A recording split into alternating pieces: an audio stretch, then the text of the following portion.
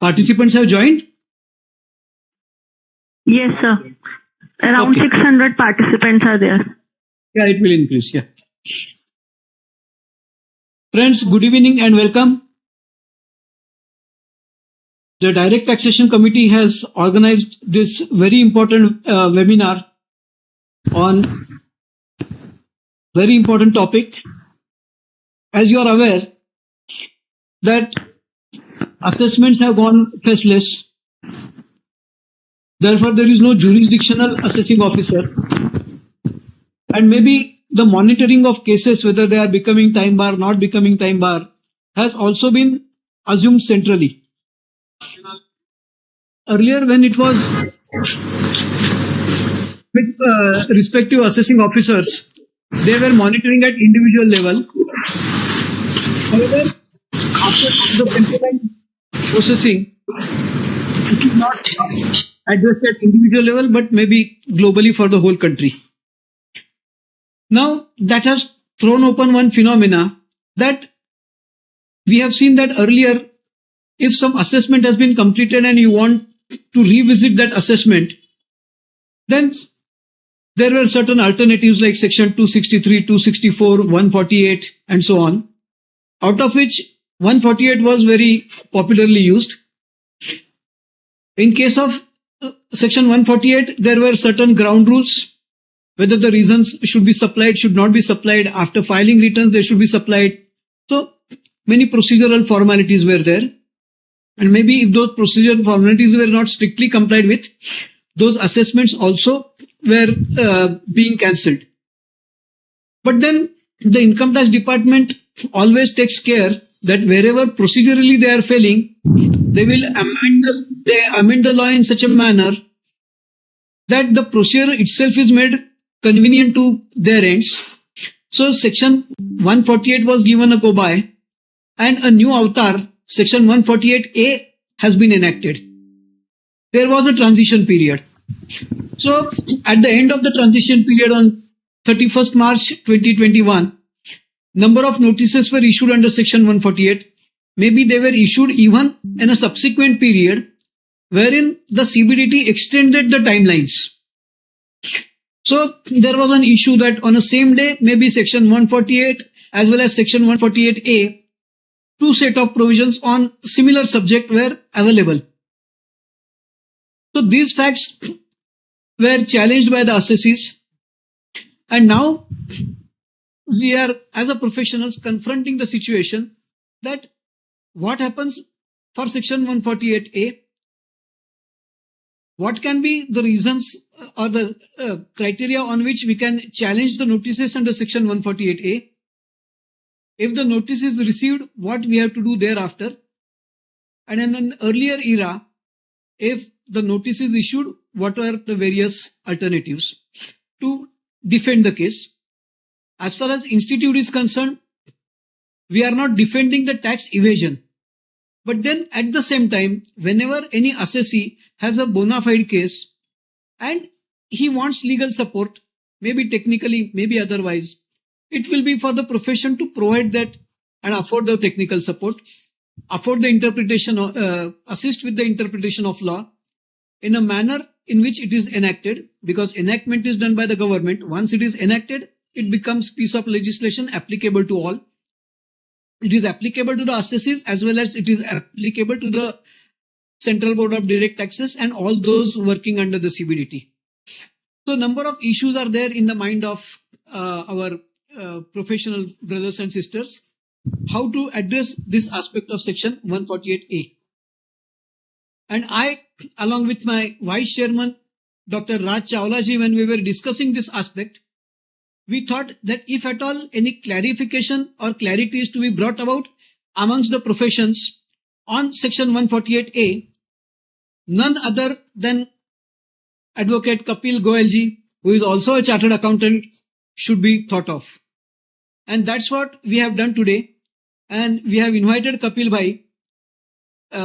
He was also not keeping very good health, but we are really thankful to you, sir, that immediately when we were talking to you on telephone, you agreed, you have also given this date.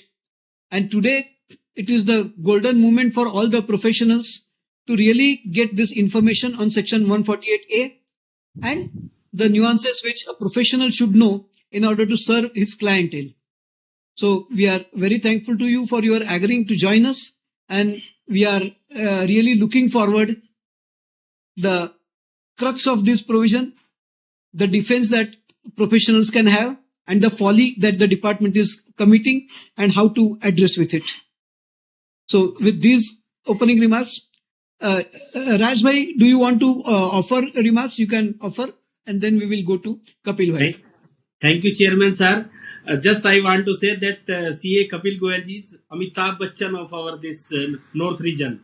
So for this direct taxation. Thank you, sir. Really, Saraswati Mata has blessed this person a lot. Really, it is the blessings. He is really a blessed person. So I am thankful for his giving this time for enlightenment to our members. So thank you, sir. Please continue, sir. Yeah, and Raj bhai, since you have told that Kapil bhai is Amitabh Bachchan, only thing is that rather than conquering the victims by hand power, he is conquering the victims by brain power. So all the villains are at Perry when he argues the case before the Supreme Court and High Court. Sir. I am really blessed, sir, Chawla Sahab and Chitle Sahab, by your great remarks and your flourish introduction about me, sir. I don't know, really I deserve it or not, sir. I hope Chawla ji, I'm properly audible and visible. Yes, sir. Yes, sir. Please continue, sir. Yes. Kindly tell me whenever you feel that there is some network problem, I will repeat whatever I said, sir. Sure, sir. So Chawla ji and Chitle Sahab both are our Mota Bhai in that sense, in that great sense, and Yes, I always feel Chawla ji blessed that I sometimes think in back of my mind, and I many times have said in the institute's program that I really thanks the God that they have made me chartered accountant in this human life, and whatever success I have achieved, sir, it is due to the CA Institute, sir. And Yes, I want to bring it on record that lot of good things in my life are happening because of CA Institute, sir. So that is the kick in my life, sir, personal life. So I really feel happy. That's why whenever you people call me, sir, and give me chance to be part of any kind of colloquium or any kind of discourse, academic discourse, or any kind of seminar, etc., to share my thoughts on this any topic, sir. And at least Chawla ji and Chitle ji, that I am a man who is practicing in income tax side in the courts, high courts and Supreme Court, sir. So it's very auspicious for me always, sir. Whenever you people give me chance, I feel very happy. As Chawla ji, you were there in that program, I believe, sir, in NIRC's program also. yes, sir. I last was week. there. Yes, sir. That where we physically met and discussed this nuances of this 148 capital A at great length in Delhi. Now today also the duty which is given to me by the committee and Sir Chitle sir and aap committee ke dwara, that I have to speak on these issues relating to and nuances relating to 148, and Chitle sahab as usual in his chairman's address has very rightly said that as far as institute is concerned and as far as chartered accountants is concerned and tax professionals are concerned, Chawla Sahab, we never advocate any kind of tax evasion or any kind of evasion of any statute. But at the same time, being a organization which is there for the larger welfare, sir, of the society, it aims to see that there is no unnecessary harassment also. And by any kind of you see overreaching by the authorities and executive and the tax authorities is concerned. And of lately, Chawla ji, as far as my subject is concerned, direct taxes wala, I find that more I see the law, more I witness the practical developments, especially relating to the area of Section 148, sir, the more I am disappointed. I'm sorry. Last day I made a small, I can say to my viewers also are listening, that I made a small letter type note, which I have forwarded to Direct Tax Committee also, Chawla ji and Chitle Sahab, that to just forward it, I have although sent it to CBDT chairman, that there is really a very serious harassment going on in these notices issued under 148A, sir. And we see the quality of these notices, Chawla ji, are 90% notices are not up to the mark. And the problem which is now coming is that these officers, jurisdictional assessing officer who are issuing these notices, although they are issuing it with the approval of the competent authority and specified authority, but at the same time, sir, you will find that in majority of cases or substantial cases, Chawla ji, the escapement of income is nowhere there. The real escapement of income. I see the information which the department is relying upon in these show cause notices has been somewhere in the nature of pretense. You know, na, pretense is a word. So it has to be taken head on. That, as far as I am concerned, and my humble opinion is concerned, that these are notices, show cause notices, so-called show cause notices, purported show cause notices issued under the new regime of 148 capital A. I humbly feel that they do not lack they lack the requisite legal ingredients in them. And majority of them, sir, which have come to my office practically and which I have witnessed in my last 10 webinars with the institutes and 10 meetings, majority of them, Chawla Sahab, are definitely abuse of the law. I can say on the record, it's an abuse of the power given under the statute, and it is a misuse of the power. It is again acting against the intent of the law, which was the intent was to reduce the litigation, was to have lesser number of cases being reopened, and was to facilitate ease of doing business.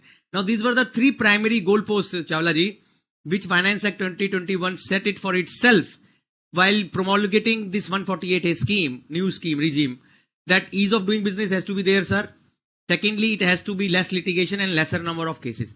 Now you compare the notices quality against this, I always say legal objective, this legislative intent. I find they are not in tandem with the same. Rather they have, I believe, mined the जैसे कहते हैं ना, they have collected so much of data, but somewhere filtration of that information has not been done, which is the information to be taken forward and which is the information not to be taken forward and further inquired upon. Further cemented upon. Now, you can note down these points, that these informations which they have put in the inside portal, the income tax portal of this inside portal, they are saying that information per se is wrong, Chawla ji, and it is irrelevant information, it is erroneous information, it is incorrect information, it is a information which itself lacks credence. And now, when we have got this information, sir, into the portal of the SSE, the SSE is made to, Chawla ji, respond to that information. See, I can give you a very interesting illustration. I hope I am audible, Chawla ji, properly. Yes, sir. Yes, sir. Please continue. आप बीच में बोलते रहिए, sir. Thank you. Sir. So I was saying, Chawla ji, that although you people, आप लोगों ने दोनों ने सामने और आपने, you have said I about me as far as my court appearances are concerned, but I will also be candid in sharing my 2 days experience on 148A, right before Delhi High Court, and last day's experience also. That is not very positive, I am telling you. And that I will bring on record very fairly, although we made our best to convince the Honorable Court that this 148 is wrong, but somehow Court feels that 148A के बाद 148 जो होना है उसमें भी SSE सब कुछ कह सकता है. Anyhow, that is one preliminary view of Delhi High Court which has been given last day in one of our argued case, my argued own case, Chawla ji. It will be the first of the on its own order. You can note down, although it has not gone in the favor of the SSE, it has gone in the favor of the department as such. But this order name is Gulmohar Silk Private Limited. So this is last day's order of Delhi High Court by Justice Manmohan bench. So what I was submitting, sir, my humble understanding is this, Chawla ji, that section 148 has seen various highs and various lows, or various different kind of phases in its lifetime.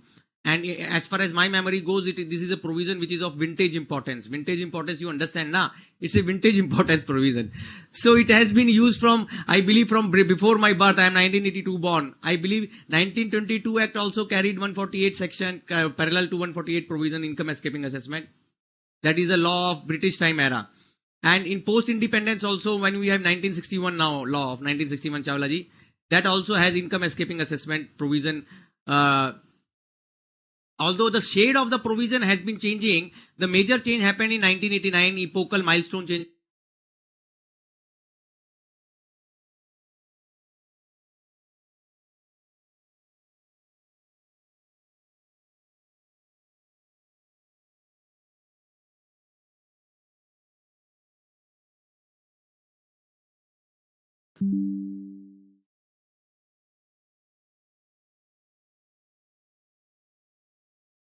The period of 1989 से 2021 तक. After 2021, now the norm has come, sir. Information suggesting escapement of income. और 1989 से पहले information what income tax act में था, 148 के अंदर भी था. So I am telling you, Chawla जी, कई बार क्या होता है, I see it is like this कि वो cycle जैसे होता है ना, this is a very different kind of a movement of 148.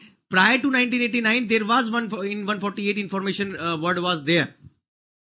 But from 1989 to 2021, which we people have learned majority in the last 20-30 years was reasons to believe word. Now reason to believe, Chawla ji, has gone away, withered away, has been dispensed with from effect from 1st April 2021. Now I would just like to submit, sir, and this is worthy of consideration at your committee's end also. I believe your committee must have taken into account this very important issue. Last times also we have talked about it. That after the new law under section 148 being promulgated from 1/4/2021, that is 1st April 2021, sir, there was a 3 months period, Chawla ji, April 2021, May 2021 and June 2021, when you know that the old law of 148 prior to 31st March was used in this extended period of April, May and June. And to just commemorate or just recall in hindsight what has happened on those notices which have issued in old law, old law means law applicable prior to 1st April 2021. The law applicable to prior to 1st April 2021 is called as old law, and the law applicable from 1st April 2021 is called as new law for my discussion, new regime. Now in the old law, you are issuing the notice, the department has issued lakhs of notices under 148 in April, May, June 2021. And that has attracted, Chawla ji, across India a very heavy litigation. That whether the use of that provision which has already been omitted or substituted from 1st April 2021 can be permitted in the garb of some notifications after the substitution date, that is 1st April 2021 cutoff date. So I can tell you, Chawla ji, there are at least 6 or 7 high courts you can note down which have come upon this issue now. Different judgments I am telling about, and latest is the Bombay High Court order, Chawla ji, of Chitle Saab's jurisdiction.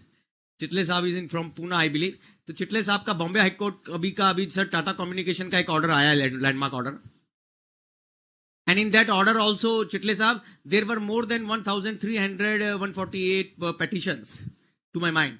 And Bombay High Court, speaking through Justice K.R. Shriram Saab, has hold, Chawla ji, 1,300 orders have been disposed in this month, in this current time by Justice K.R. Shriram in Tata Communication case, Bombay High Court. It is the latest order, where they have followed Delhi High Court Manmohan Kohli's case, they have followed Allahabad High Court Ashok Kumar Agarwal's case, they have followed Madras High Court Vellore Institute case, they have followed Rajasthan High Court Sudesh Taneja's case, they have followed Calcutta High Court Bagadia Properties. Are you noting? So latest is Bombay High Court to cut short. Bombay High Court Tata Communications case, Justice K.R. Shriram, more than 1,300 petitions. And there he has said again that it is absolutely wrong on the part of the Income Tax Department to have used this provision of 148 old law after 1st April 2021 when new law has already been enacted by the Parliament. Now, I hope you have noted down this point. Now, this has been pending in Supreme Court also, because when the Allahabad High Court decision came of division bench in Ashok Agarwal, Chawla ji, it has been taken by the department in Supreme Court, which is pending in the court of Justice M.R. Shah. The next date of that judgment of that proceeding in Supreme Court is 19th April now. So I am saying, I want to just say very humbly and politely and submissively, sir, that how you feel that this kind of massive use of the old law which Parliament said will not be effective from 1st April, and that too in lakhs of cases across country, and still the government has not come out, CBDT has not come out with any particular clarification that yes, this views of so many High Court is right and acceptable, and all this litigation is now put to rest. That is not happening, Chawla ji. Despite my saying, at least I am in my last various seminars have said and requested through your platforms, institute platforms, that one representation should go, sir, and CBDT should be exhorted and besieged that this litigation should now end for itself. This uncertainty and mystery should end for itself, this suspense. That notice is issued in April month, May month, June month of 2021 calendar year, sir. Under the old law, when new law has come, and so many high courts independently have taken this view, Chawla ji, then all this litigation should die now, should be put to rest now. Unnecessarily, I believe, humbly believe, I submissively believe, sir, it is wrongly litigated, sir. My many friends believe that no, let the role of litigation go on. But my humble submission is this, sir, that sooner the litigation ends, sooner the certainty comes, sooner the predictability comes, better it is, sir. I hope you have taken note of my humble point of view that CBDT should be requested through our committee also, that this litigation on old law versus new law should at least end now, Chawla ji. It is high time that when Bombay High Court decision has come, already Allahabad was there, already Delhi was there, already Rajasthan was there, already Madras High Court was there, already Calcutta High Court was there. Now you see how many different courts have analyzed this law position. And in all these judgments, Chawla ji, the comparison between the old law prior to 1st April 2021 and the law applicable from 1st April is succinctly and lucidly noted down. That helps in my discussion. What are the key points of changes in the old law versus new law? You can note down also. Now I'm coming to second point. In old law, we had popular categories, 3 categories of reopening, sir, where 143(1) was merely done, processing was done, then reopening was made without the case having been assessed under 143(3). That was one category in the old law. Second category was that where 143(3) scrutiny assessment has taken place and 4 years have not ended. That is within 4 year reopening is made, sir, and already 143(3) regular assessment has already been done, sir. Third category was where 143(3) is done, but 4 years have also elapsed from the end of the assessment year. Now, Chawla ji, in the old law, I can say precisely that there was some distinction between the cases where reopening was done after the earlier mere processing and reopening is done where already scrutiny assessment, regular assessment of the taxpayer has once been taken place. This kind of distinction, Chawla ji, is not there in the new law. Are you getting my point? अभी आप जब नए law में हैं, when you are in the new law, there is no such distinction कि साहब आपका पहले scrutiny assessment हुआ था, नहीं हुआ था, पहले आपने रिटर्न भरा था, नहीं भरा था, पहले उसका प्रोसेसिंग हुआ था, नहीं हुआ था. आप मेरा बात नोट कर रहे हैं, सर? पहले वाले लॉ में और अब वाले लॉ में ये बहुत बड़ा चेंज आ गया, सर, कि that in the new law there is no such distinction and categorization that whether the case has been earlier assessed under 143(3) or not, and whether the case was merely processed under 143(1) or whether the return has been filed or not. Now, when I say, Chawla ji, that you compare the old law versus new law, in old law there was one clause कि जहां लिखा हुआ था कि अगर SSC को return भरना है, चावला जी आप सब नोट कर लीजिए, बहुत इंपॉर्टेंट बात बता रहा हूं, कि अगर रिटर्न भरना था एसएससी को और उसने रिटर्न नहीं भरा एसएससी ने, तो और उसका इनकम टैक्सेबल अमाउंट से ज्यादा है मैक्सिमम एग्जेम्पशन लिमिट से, तो पुराने लॉ में 147 में उसको डीम्ड एस्केपमेंट भी बोला गया था एक जगह. बट नए लॉ में ऐसा कुछ नहीं है. ये आपको नोट करना चाहिए, क्योंकि डिपार्टमेंट ने बहुत सारा नोटिस नया लॉ में ऐसा दे दिया है जहां पर उन्होंने सिर्फ इस बात को बेस बनाया मुख्यतः साहब की जहां उन्होंने कह रहे हैं नया लॉ में भी कि रिटर्न नहीं भरा है तो इसलिए 148A में न्यू लॉ में शोकॉज दे दिया है. वो मेरा अंडरस्टैंडिंग में सही नहीं है. So I want to take it this point head on. Sir, Shrutika ji, am I audible properly? Yes, sir. Thank you. So I was submitting that in the new law versus old law there is a very radical departure. That old law had some categorization कि आपका case जो 148 में खुल रहा है, reopen हो रहा है, वो बिना सिक्योरिटी असेसमेंट के हो रहा है, और उसका पहले क्या हो रहा है वो पुराने लॉ में तो डिस्टिंक्शन था, नया लॉ में नहीं है. अभी पुराना लॉ में और नया लॉ में एक बहुत भारी चेंज आ गया है साहब. आप सब लोग नोट कर सकते हैं. पहले पुराना लॉ में जब हम बात करते थे तो रीजंस टू बिलीव का मैडम डॉक्ट्राइन चलता था. रीजंस टू बिलीव का मतलब एओ साहब रीजन टू बिलीव एक राइटिंग में रिकॉर्ड करते थे, और वो रीजन टू बिलीव 148 सबसेक्शन 2 में रिकॉर्ड होता था, और उसके बाद जब असेसमेंट खुल जाता था तब आपको रीजन टू बिलीव मिलता था. आप उसका ऑब्जेक्शन देते थे, डिपार्टमेंट उसका डिस्पोजल करता था, फिर आप उसके ऊपर रिट में जाते थे हाई कोर्ट में अगर वो ऑब्जेक्शन डिस्पोजल आपको सही नहीं लग रहा था. That was old law. अभी क्या हो रहा है श्रुतिका जी कि ओल्ड न्यू लॉ में रीजन टू बिलीव का कोई कंसेप्ट नहीं है. न्यू लॉ में the simple concept is information suggesting escapement of income. Information which is suggesting escapement of income is the new norm. तो कंपेयर करने वाली बात ये हुई कि पहले हम रीजन टू बिलीव का डॉक्ट्राइन से चल रहा था, अभी हम information suggesting escapement of income का डॉक्ट्राइन से चल रहा है. तो दोनों में बड़ा अंतर आ गया है. एक reason to believe based escapement of income है और एक information suggesting escapement of income word है. दोनों में जमीन आसमान का फर्क आ गया है। जहां रीजन टू बिलीव राइटिंग में रिकॉर्ड हो रहा था, अभी रीजन टू बिलीव रिकॉर्ड नहीं हो रहा है, अभी इंफॉर्मेशन आ रहा है। और आप लोगों ने, जो हमारे दोस्त हैं practical, maybe some of you, और आप लोगों ने पढ़ा होगा श्रुतिका जी, इकोनॉमिक टाइम्स में भी एक बहुत डिटेल आर्टिकल आया था। There was a very detail article जहां पर ये बात कॉरेस्पॉन्डेंट साहब ने लिखी थी। It was a very very interesting article Shrutika ji, जहां उसमें उन्होंने लिखा था, संवाददाता सामने, कॉरेस्पॉन्डेंट ऑफ इकोनॉमिक टाइम्स ने, कि अभी एल्गोरिथम के बेस पे 148 होगा। आप समझते हैं, मेरे को तो कम समझ में आता है एल्गोरिथम क्या होता है। तो एल्गोरिथम का मतलब कोई टेक्नोलॉजी होती है, मुझे ऐसा लगता है, और वो टेक्नोलॉजी से अभी क्या करेंगे, रीओपनिंग और एस्केपमेंट का 148 कर रहे हैं। तो ऐसा इकोनॉमिक टाइम्स में भी आया था, और ये सच्चाई है कि अब टेक्नोलॉजी के माध्यम से बहुत सारा 148 हो रहा है या होगा। तो पहले वो रीजन टू बिलीव लिखा जाता था फाइल पे, अब इंफॉर्मेशन कंप्यूटर में आ रही है, पोर्टल पे आ रही है, उससे आपका 148 हो रहा है। That is how I put it. एक और बहुत सीरियस डिफरेंस जो पूरा 148 का न्यू लॉ को और ओल्ड लॉ को डिस्टिंग्विश करता है, फ्लैश आउट करता है श्रुतिका जी, वो ये है कि पहले, जैसे मैंने बोला कि पुराने वाला लॉ जब 148 हमारे को आता था और रीजन टू बिलीव मिलते थे, तो हम 148 होने के बाद अपना ऑब्जेक्शन वगैरह फाइल करते थे। अभी एक बहुत क्वालिटेटिव डिफरेंस आ गया है मैम, कि जहां पर नया लॉ में अगर आपका 148 होना है तो पहले 148 से पहले मैंडेटरी है 148A होना है। अब देखिए ये 148A जो है ये सबसे इंपॉर्टेंट है, 148 कैपिटल ए। अब वो क्या है, वो ये है कि केस खुलने से पहले एक प्रोसीजर होगा जिसमें डिपार्टमेंट ये चेक करेगा, टेस्ट चेक करेगा कि आपका केस डिजर्विंग केस है या नहीं है 148 के लिए। अब पहले ये क्या हो रहा था, पहले ये एक्सरसाइज 148 के बाद हो रही थी, अब ये एक्सरसाइज 148 से पहले हो रही है।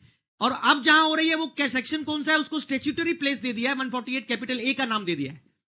और मेरी अंडरस्टैंडिंग में जितने भी जजमेंट्स अभी हाई कोर्ट की मैं बात कर रहा था, old law versus new law में आए हैं, उन्होंने ये फ्लैश आउट किया है कि जो नया लॉ का सबसे बड़ा खूबी है वो 148 कैपिटल ए का प्रोसीजर है। और अभी हमारा आज का प्रोग्राम भी आपने जो मुझे बुलाया है, वो इन्हीं नोटिस के ऊपर बुलाया है कि जो नए लॉ में 148 कैपिटल ए सेक्शन में हम लोगों को मिल रहे हैं, और उसी की बात हम करने वाले हैं आज। तो ये अभी तक तो मैं अभी तक चर्चा का बेस बना रहा था। तो so I just Shrutika ji highlighted the difference, key differences between the old law and the new law.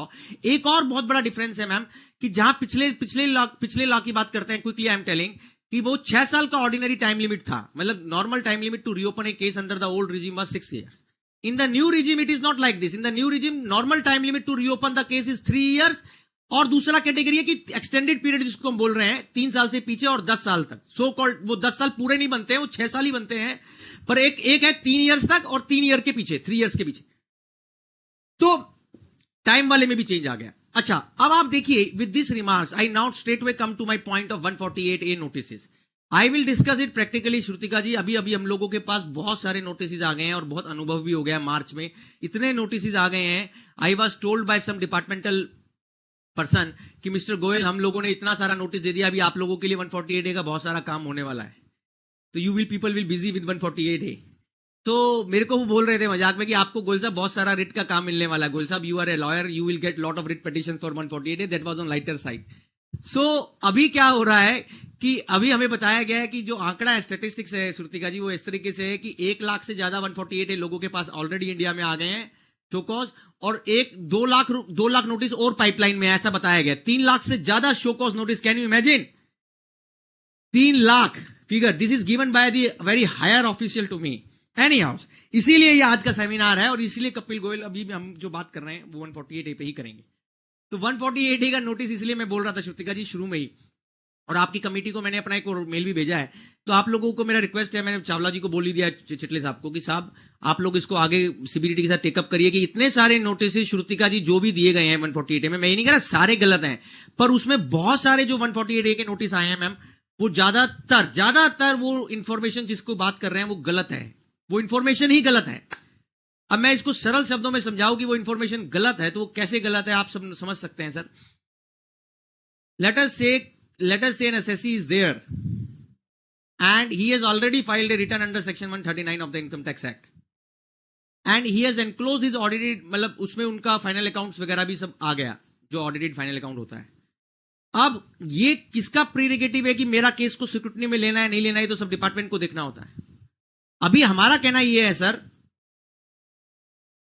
कि जहां डिपार्टमेंट ने 148 कैपिटल ए के शोकोज नोटिस दिए हैं, उसको अगर हम केस स्टडी फॉर्म में डिस्कस करें, तो मैं पहला केस स्टडी ले रहा हूं कि जहां एक एसएससी है सर, उसको असेसमेंट ईयर 18-19 आप मार्क कर सकते हैं। ज्यादातर शोकॉज नोटिस जो 148 कैपिटल ए में डिपार्टमेंट दे रहा है वो 2 ईयर है, असेसमेंट ईयर 18-19 सर, और दूसरा है assessment year 15-16 sir. As far as assessment year 18-19 is concern, उसको देने का पर्पज ये है 31 मार्च 22 से पहले साहब कि उसके 3 साल खत्म हो जाते हैं 31 मार्च 22 को। और जहां तक बात है 15-16 की असेसमेंट ईयर, निर्धारण वर्ष 15-16 की असेसमेंट ईयर AY 15-16 का, उसका 6 साल खत्म होता है 31 मार्च 22 को सर। अब आप 2 कैटेगरी में 148 कैपिटल ए के जो शोकॉज नोटिस हैं उनको डिवाइड कर सकते हैं, one for AY 15-16 and second for AY 18-19। I will take AY 18-19 first because more notice are issued for AY 18-19। Now AY 18-19 का आपका रिटर्न भरा गया है। I am taking a case study number 1 where assessee filed already a return of income where the accounts etc were also made part of the return. Now department gives a show cause notice sir in 148A, और वो show cause notice कैसे worded है, I'm just telling. The show cause notice says कि साहब department has some information from credible sources which is a high risk information. वो लिखते हैं Yadav G portal पे कोई उनके पास इंफॉर्मेशन आया है और वो हाई रिस्क इंफॉर्मेशन है, और हाई रिस्क इंफॉर्मेशन के साथ वो नीचे लिखते हैं कि एसएससी ने कोई ट्रांजैक्शन किया है जो डिपार्टमेंट के पास ऐसा इंफॉर्मेशन है जिससे उनको पता लगता है कि ये बोगस ट्रांजैक्शन एसएससी ने किया है। अब वो बोगस ट्रांजैक्शन का जहां बात लिखते हैं वहां लिखते हैं SSC has made bogus purchase of letters से इतने रुपए का उन्होंने बोगस परचेज किया एसएससी ने। अब ये शोकॉज दिया गया इस बेसिस के ऊपर कि department has some information in their position which says that और सजेस्ट दैट कि एसएससी का इनकम एस्केप हो गया है, और अभी एसएससी को वो शोकॉज देते हैं कि साहब आपका ये बोगस परचेज के ऊपर इनकम एस्केपिंग असेसमेंट के ऊपर 148 क्यों ना, why not it should be treated as a fit case for issue of notice under 148. Now assessee came forward sir and filed a very important reply saying that ki sir in this period I have not made any purchase from any person, and he enclosed his P&L account, he is shown from profit and loss account ki there is no purchase made by the assessee in this period. Then assessee also asked the department to share the information जो वो बोलते हैं अब उनके पास position में है वो कौन सा पूरा इंफॉर्मेशन है, उसमें उनके पास किस आदमी का मटेरियल है, स्टेटमेंट है, इन्वेस्टिगेशन विंग का कौन सा रिपोर्ट है और कौन सा स्टेटमेंट है किसी पर्सन का, और उनके पास क्या मटेरियल है जिससे उनको डिपार्टमेंट को ऐसा लगता है कि एसएससी ने कोई बोगस परचेज किया, जबकि assessee has already clarified in this reply that there is no purchase of single penny made by the assessee from any person in this period under consideration. Now what happens sir, the department without overcoming the facts stated in the reply of the SSC and without sharing the information in their possession which they have vaguely referred in the show cause, they made a final order under 148A clause D. 148 capital A के अंदर अभी हम बात कर रहे हैं sir, अभी I will just elaborate. There are 4 sub clauses in 148 capital A, clause A, clause B, clause C, clause D. Now 148A clause A says inquiry होना है. आप संक्षिप्त में नोट कर सकते हैं 148A का कैपिटल ए का रूपरेखा क्या है. 148 कैपिटल ए का जो the anatomy of section 148 capital A is first sub class is class A which says that inquiry has to be done if required by the AO on the information which he has got that income has escaped assessment in the hand of SSC. That is 148 capital A clause A. 148 capital A clause B is that show cause will be given mandatorily for providing opportunity to the SSC with 7 days time, minimum 7 days time, which can be extended further also on extension. And so second sub clause in 148 capital A, that is clause B, says mandatory proper adequate show cause notice will be given by the jurisdictional assessing authority to the SSC that why not its case should be reopened. Now first clause was inquiry, second clause was show cause notice, third clause is, you can note down sir, third clause is the reply, consideration of reply filed by the SSC, and fourth clause is the final order.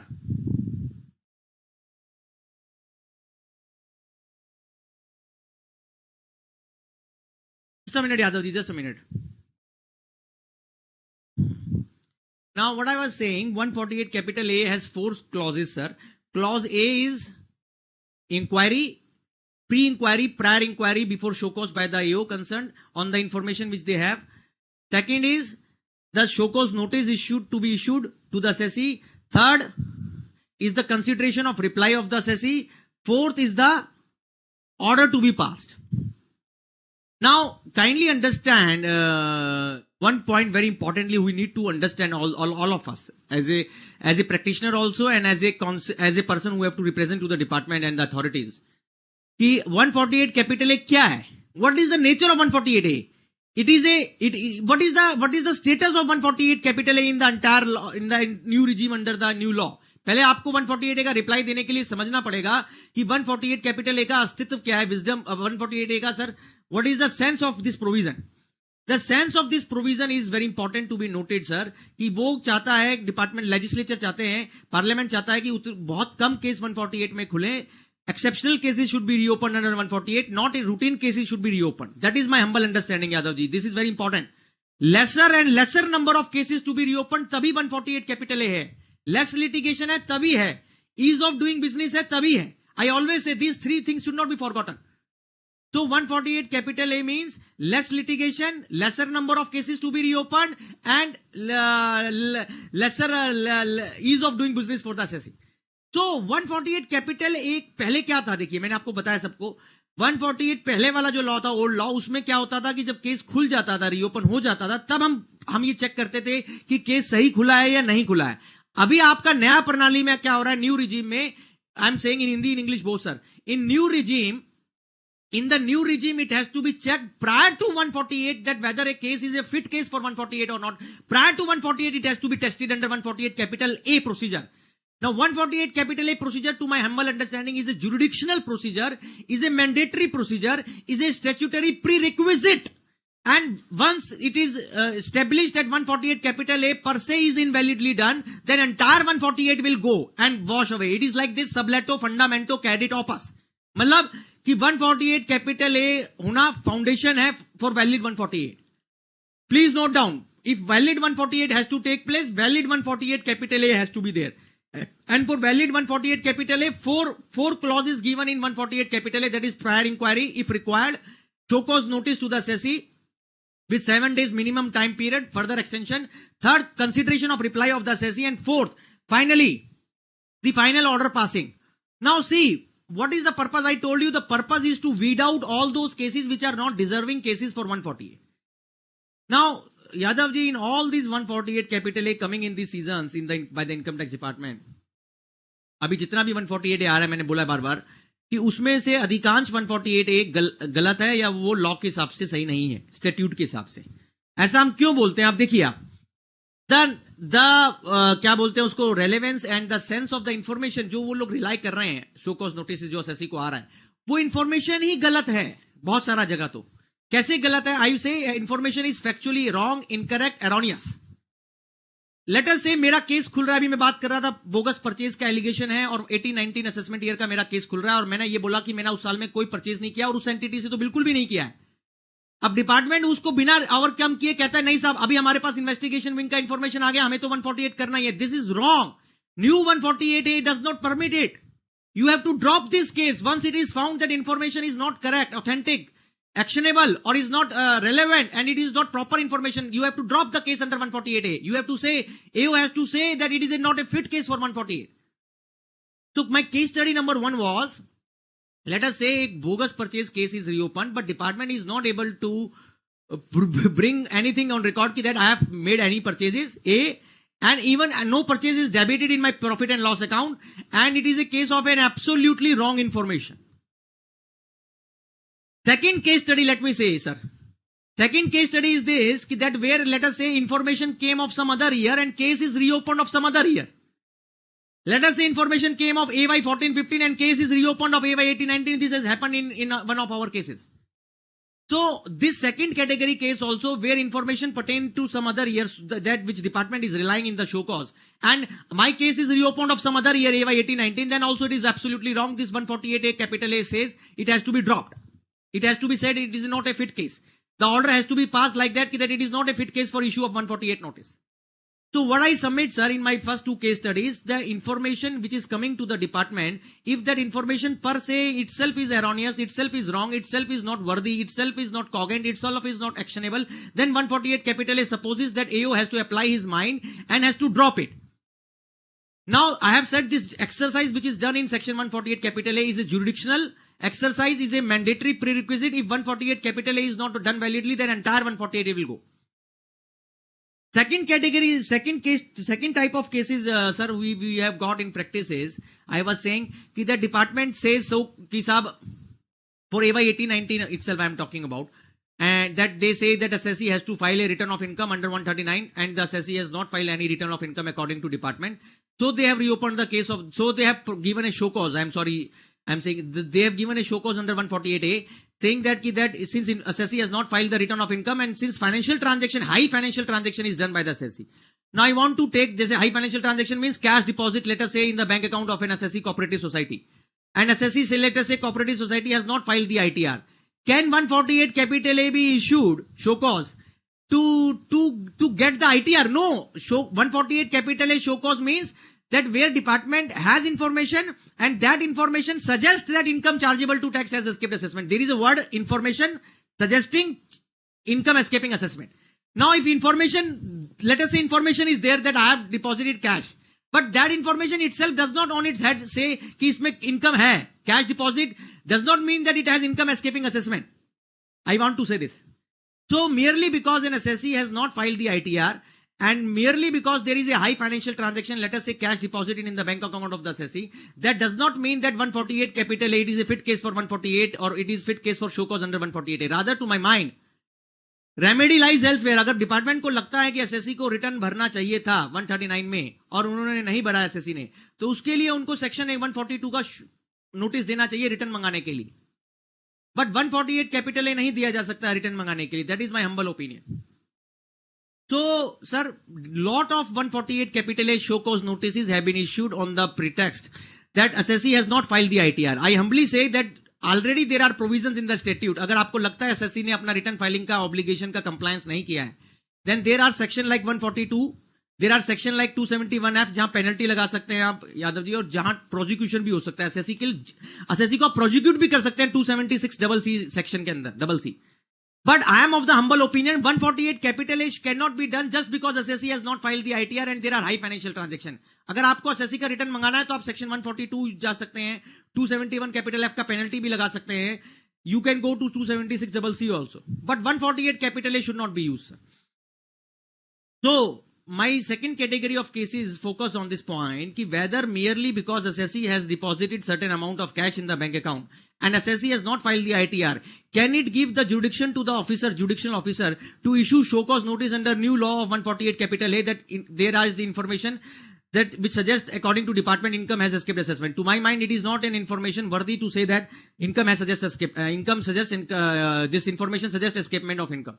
Now what suggests in the law of this word, information suggesting escapement of income is the sentence. Information suggesting escapement of income.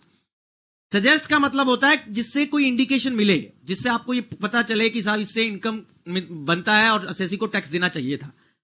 अभी information आना अलग बात है और income escaping assessment होना अलग बात है. लास्ट सपोज क्या करता है, information suggesting escapement of income. Are you getting my point? एक केस लीजिए कि जहां इंफॉर्मेशन है पर इनकम एस्केपिंग असेसमेंट नहीं है, और एक केस लीजिए कि जहां इनकम एस्केपिंग असेसमेंट है पर इंफॉर्मेशन नहीं है. क्या दोनों नहीं चल सकते हैं? Are you getting my point? This is a more simple example. If there is information but there is no escapement of income, that cannot go. 148A cannot be issued. If there is escapement of income but there is no proper information for the same, then also it cannot go. So what is the meaning of word information and what is the meaning of the word suggest? Escapement of income is very important for our discussion, sir. Information का मतलब होता है सूचना. Suggest का मतलब होता है जो आपको कोई चीज इंडिकेट कर रहा है. एस्केपमेंट ऑफ इनकम का मतलब होता है कि आपका इनकम था सेसी का, उसके ऊपर उसको टैक्स देना था, या उसका इनकम पे चार्जेबल इनकम था, उसको टैक्स नहीं दिया है. अभी आप इन सबको एक साथ पढ़िए. Information suggesting escapement of income, it's a very important word. It is defined in new law in section 148 explanation number 1. नया लॉ का सेक्शन 148 का एक्सप्लेनेशन 1 में आप पढ़ेंगे तो उसमें एक्सप्लेनेशन में लिखा है what is meaning bye information suggesting escapement of income.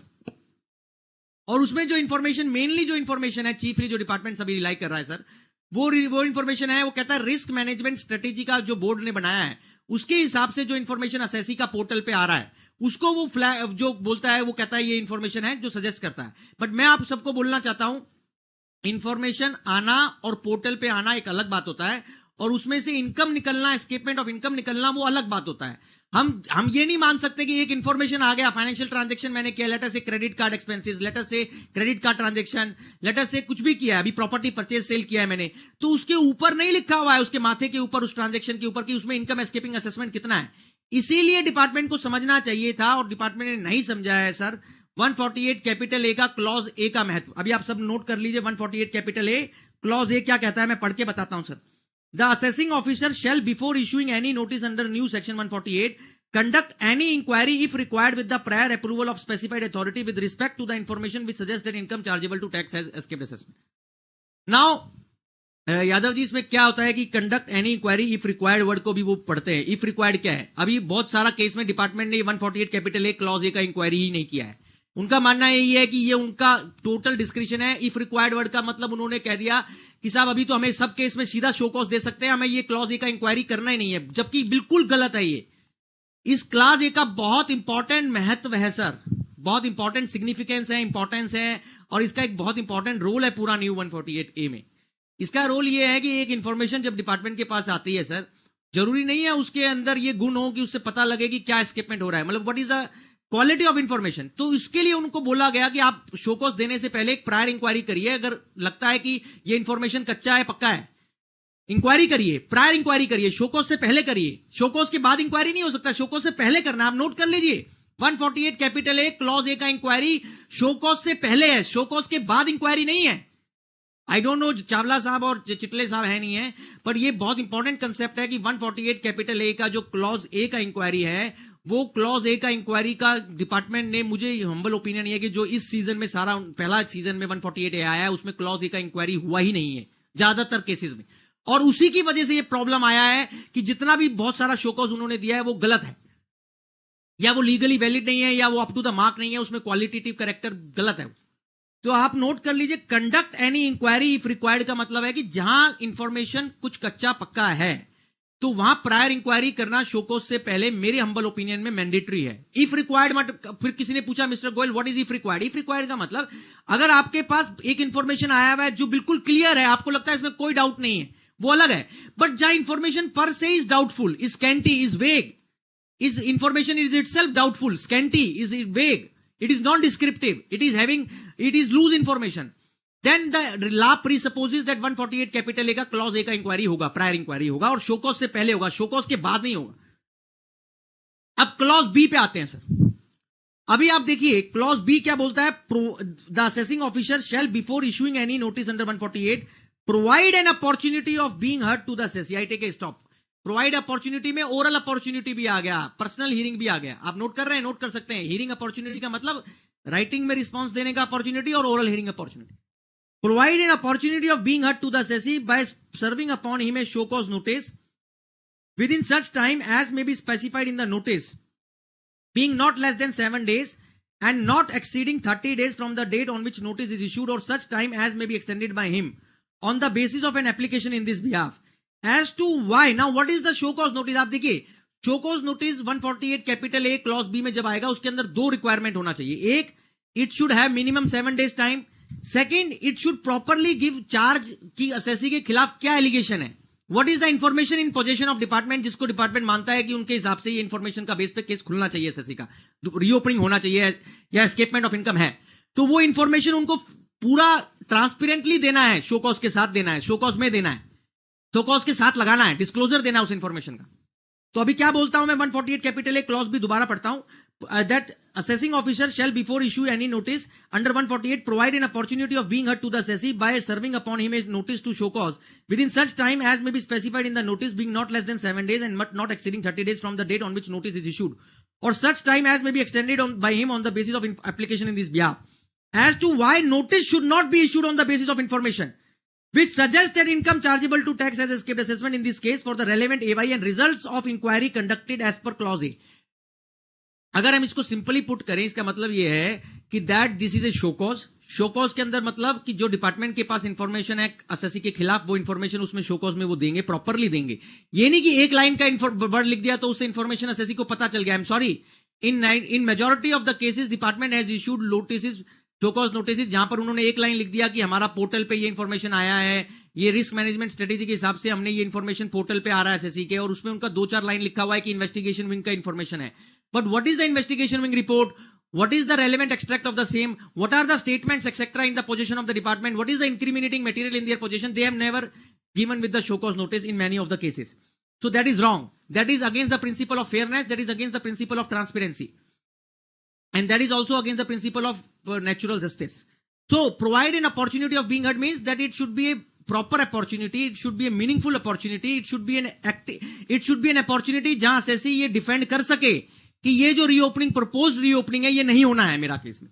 वो शो कॉज कैसा होना चाहिए? उल्टा चलिए, शो कॉज में ये आना चाहिए इंफॉर्मेशन क्या है, शो कॉज में किस पॉइंट पे एस्केपमेंट ऑफ इनकम है ये आना चाहिए, शो कॉज में 7 दिन का टाइम मिनिमम होना चाहिए, शो कॉज में असेसी को ये पूरा मौका मिलना चाहिए अपना बात रखने का कि साहब असेसी को क्यों लगता है कि वो इंफॉर्मेशन जो डिपार्टमेंट के पास है वो एक्शनेबल या आगे ले जाने लायक इंफॉर्मेशन नहीं है. अभी आपको इस सरल भाषा में बता दिया मैंने. तो 148 कैपिटल ए क्लॉज ए का मतलब तो था prior inquiry. 148 A clause B का मतलब है proper show cause notice. Sir अभी क्लॉज सी पे आइए. अच्छा देखिए, जब इंफॉर्मेशन डिपार्टमेंट ने कोई बैक मटेरियल उस पर रिलाई किया है, रिलाइड अपॉन मटेरियल किया है, तो अभी बॉम्बे हाईकोर्ट ने टाटा कैपिटल का एक डिसीजन लिखा है 15 फरवरी 2022 को, आप सब नोट कर सकते हैं. सर बॉम्बे हाईकोर्ट का लैंडमार्क ऑर्डर आया है, that is Tata capital case, Tata financial case. Somewhere in Bombay High Court in this order in Tata Capital case, sir, has said कि जितना भी डिपार्टमेंट अभी इंफॉर्मेशन रिलाई करता है अपना रीजंस में, तो वो असेसी को देना है उनको उनके साथ. ये नहीं कि असेसी को मांगना पड़ेगा. आप समझ रहे हैं? तो show cause notice in my humble opinion should although enclose the information in the position of the department, and that information means investigation wing का क्या इंफॉर्मेशन है, किसी आदमी का क्या स्टेटमेंट है, क्या इंक्रिमिनेटिंग मटेरियल है, वो सब उनको 148 कैपिटल का शो कॉज के साथ असेसी को देना ही है. Sir and that is the ruling I am telling in the case of Bombay high court in the case of Tata capital case, sir, which is the February 2022 order, sir.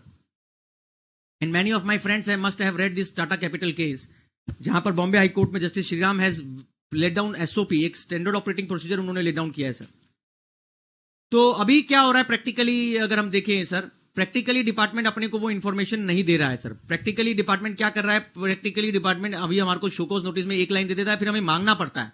बहुत case में मांगने के बाद उन्होंने नहीं भी दिया और बाद में दिया भी तो है, तो उसको उन्होंने प्रॉपरली ऐसा इंफॉर्मेशन नहीं दिया है कि जो इंफॉर्मेशन सही में एस्केपमेंट ऑफ इनकम वाला हो. तो सबसे क्रिटिकल पॉइंट ये है सर कि जब भी एसएससी के पास शोकॉज आएगा, यादव जी एसएससी के पास, तो हमारे को क्या कहना है, अगर उस इंफॉर्मेशन को जो उन्होंने रिलाइड अपॉन मटेरियल, आप नोट कर सकते हैं, relied upon material, RUD, relied upon documents, relied upon document जितना भी है वो एसएससी को देना चाहिए. ट्रांसपेरेंसी का प्रिंसिपल है, फेयरनेस का प्रिंसिपल है, नेचुरल जस्टिस का प्रिंसिपल है. और दूसरा एसएससी को 7 डेज देना है मिनिमम. तीसरा एसएससी को अगर एसएससी मांगता है वर्चुअल हियरिंग या मुझे ओरल हियरिंग मिले तो वो भी उसको देना है. फिर एसएससी का रिप्लाई क्या होना चाहिए? एसएससी को उस इंफॉर्मेशन को फैक्ट्स पे और लॉ पे कहना है कि साहब लेट अस से कि डिपार्टमेंट कहता है ये मैंने परचेज किया या ये मेरा ट्रांजैक्शन है, मैंने बैंक में इतना सारा पैसा जमा कराया. तो आप क्या करेंगे? आप पहले तो ये कहेंगे, पहले आपको क्या कहना है आप नोट कर लीजिए. How should your reply should go in my humble opinion. पहला तो पॉइंट ये होगा कि मैं उस इंफॉर्मेशन को जो डिपार्टमेंट शोकॉज में कह रहा है उस इंफॉर्मेशन को मैं बोलूंगा कि वो इंफॉर्मेशन सही है या नहीं है.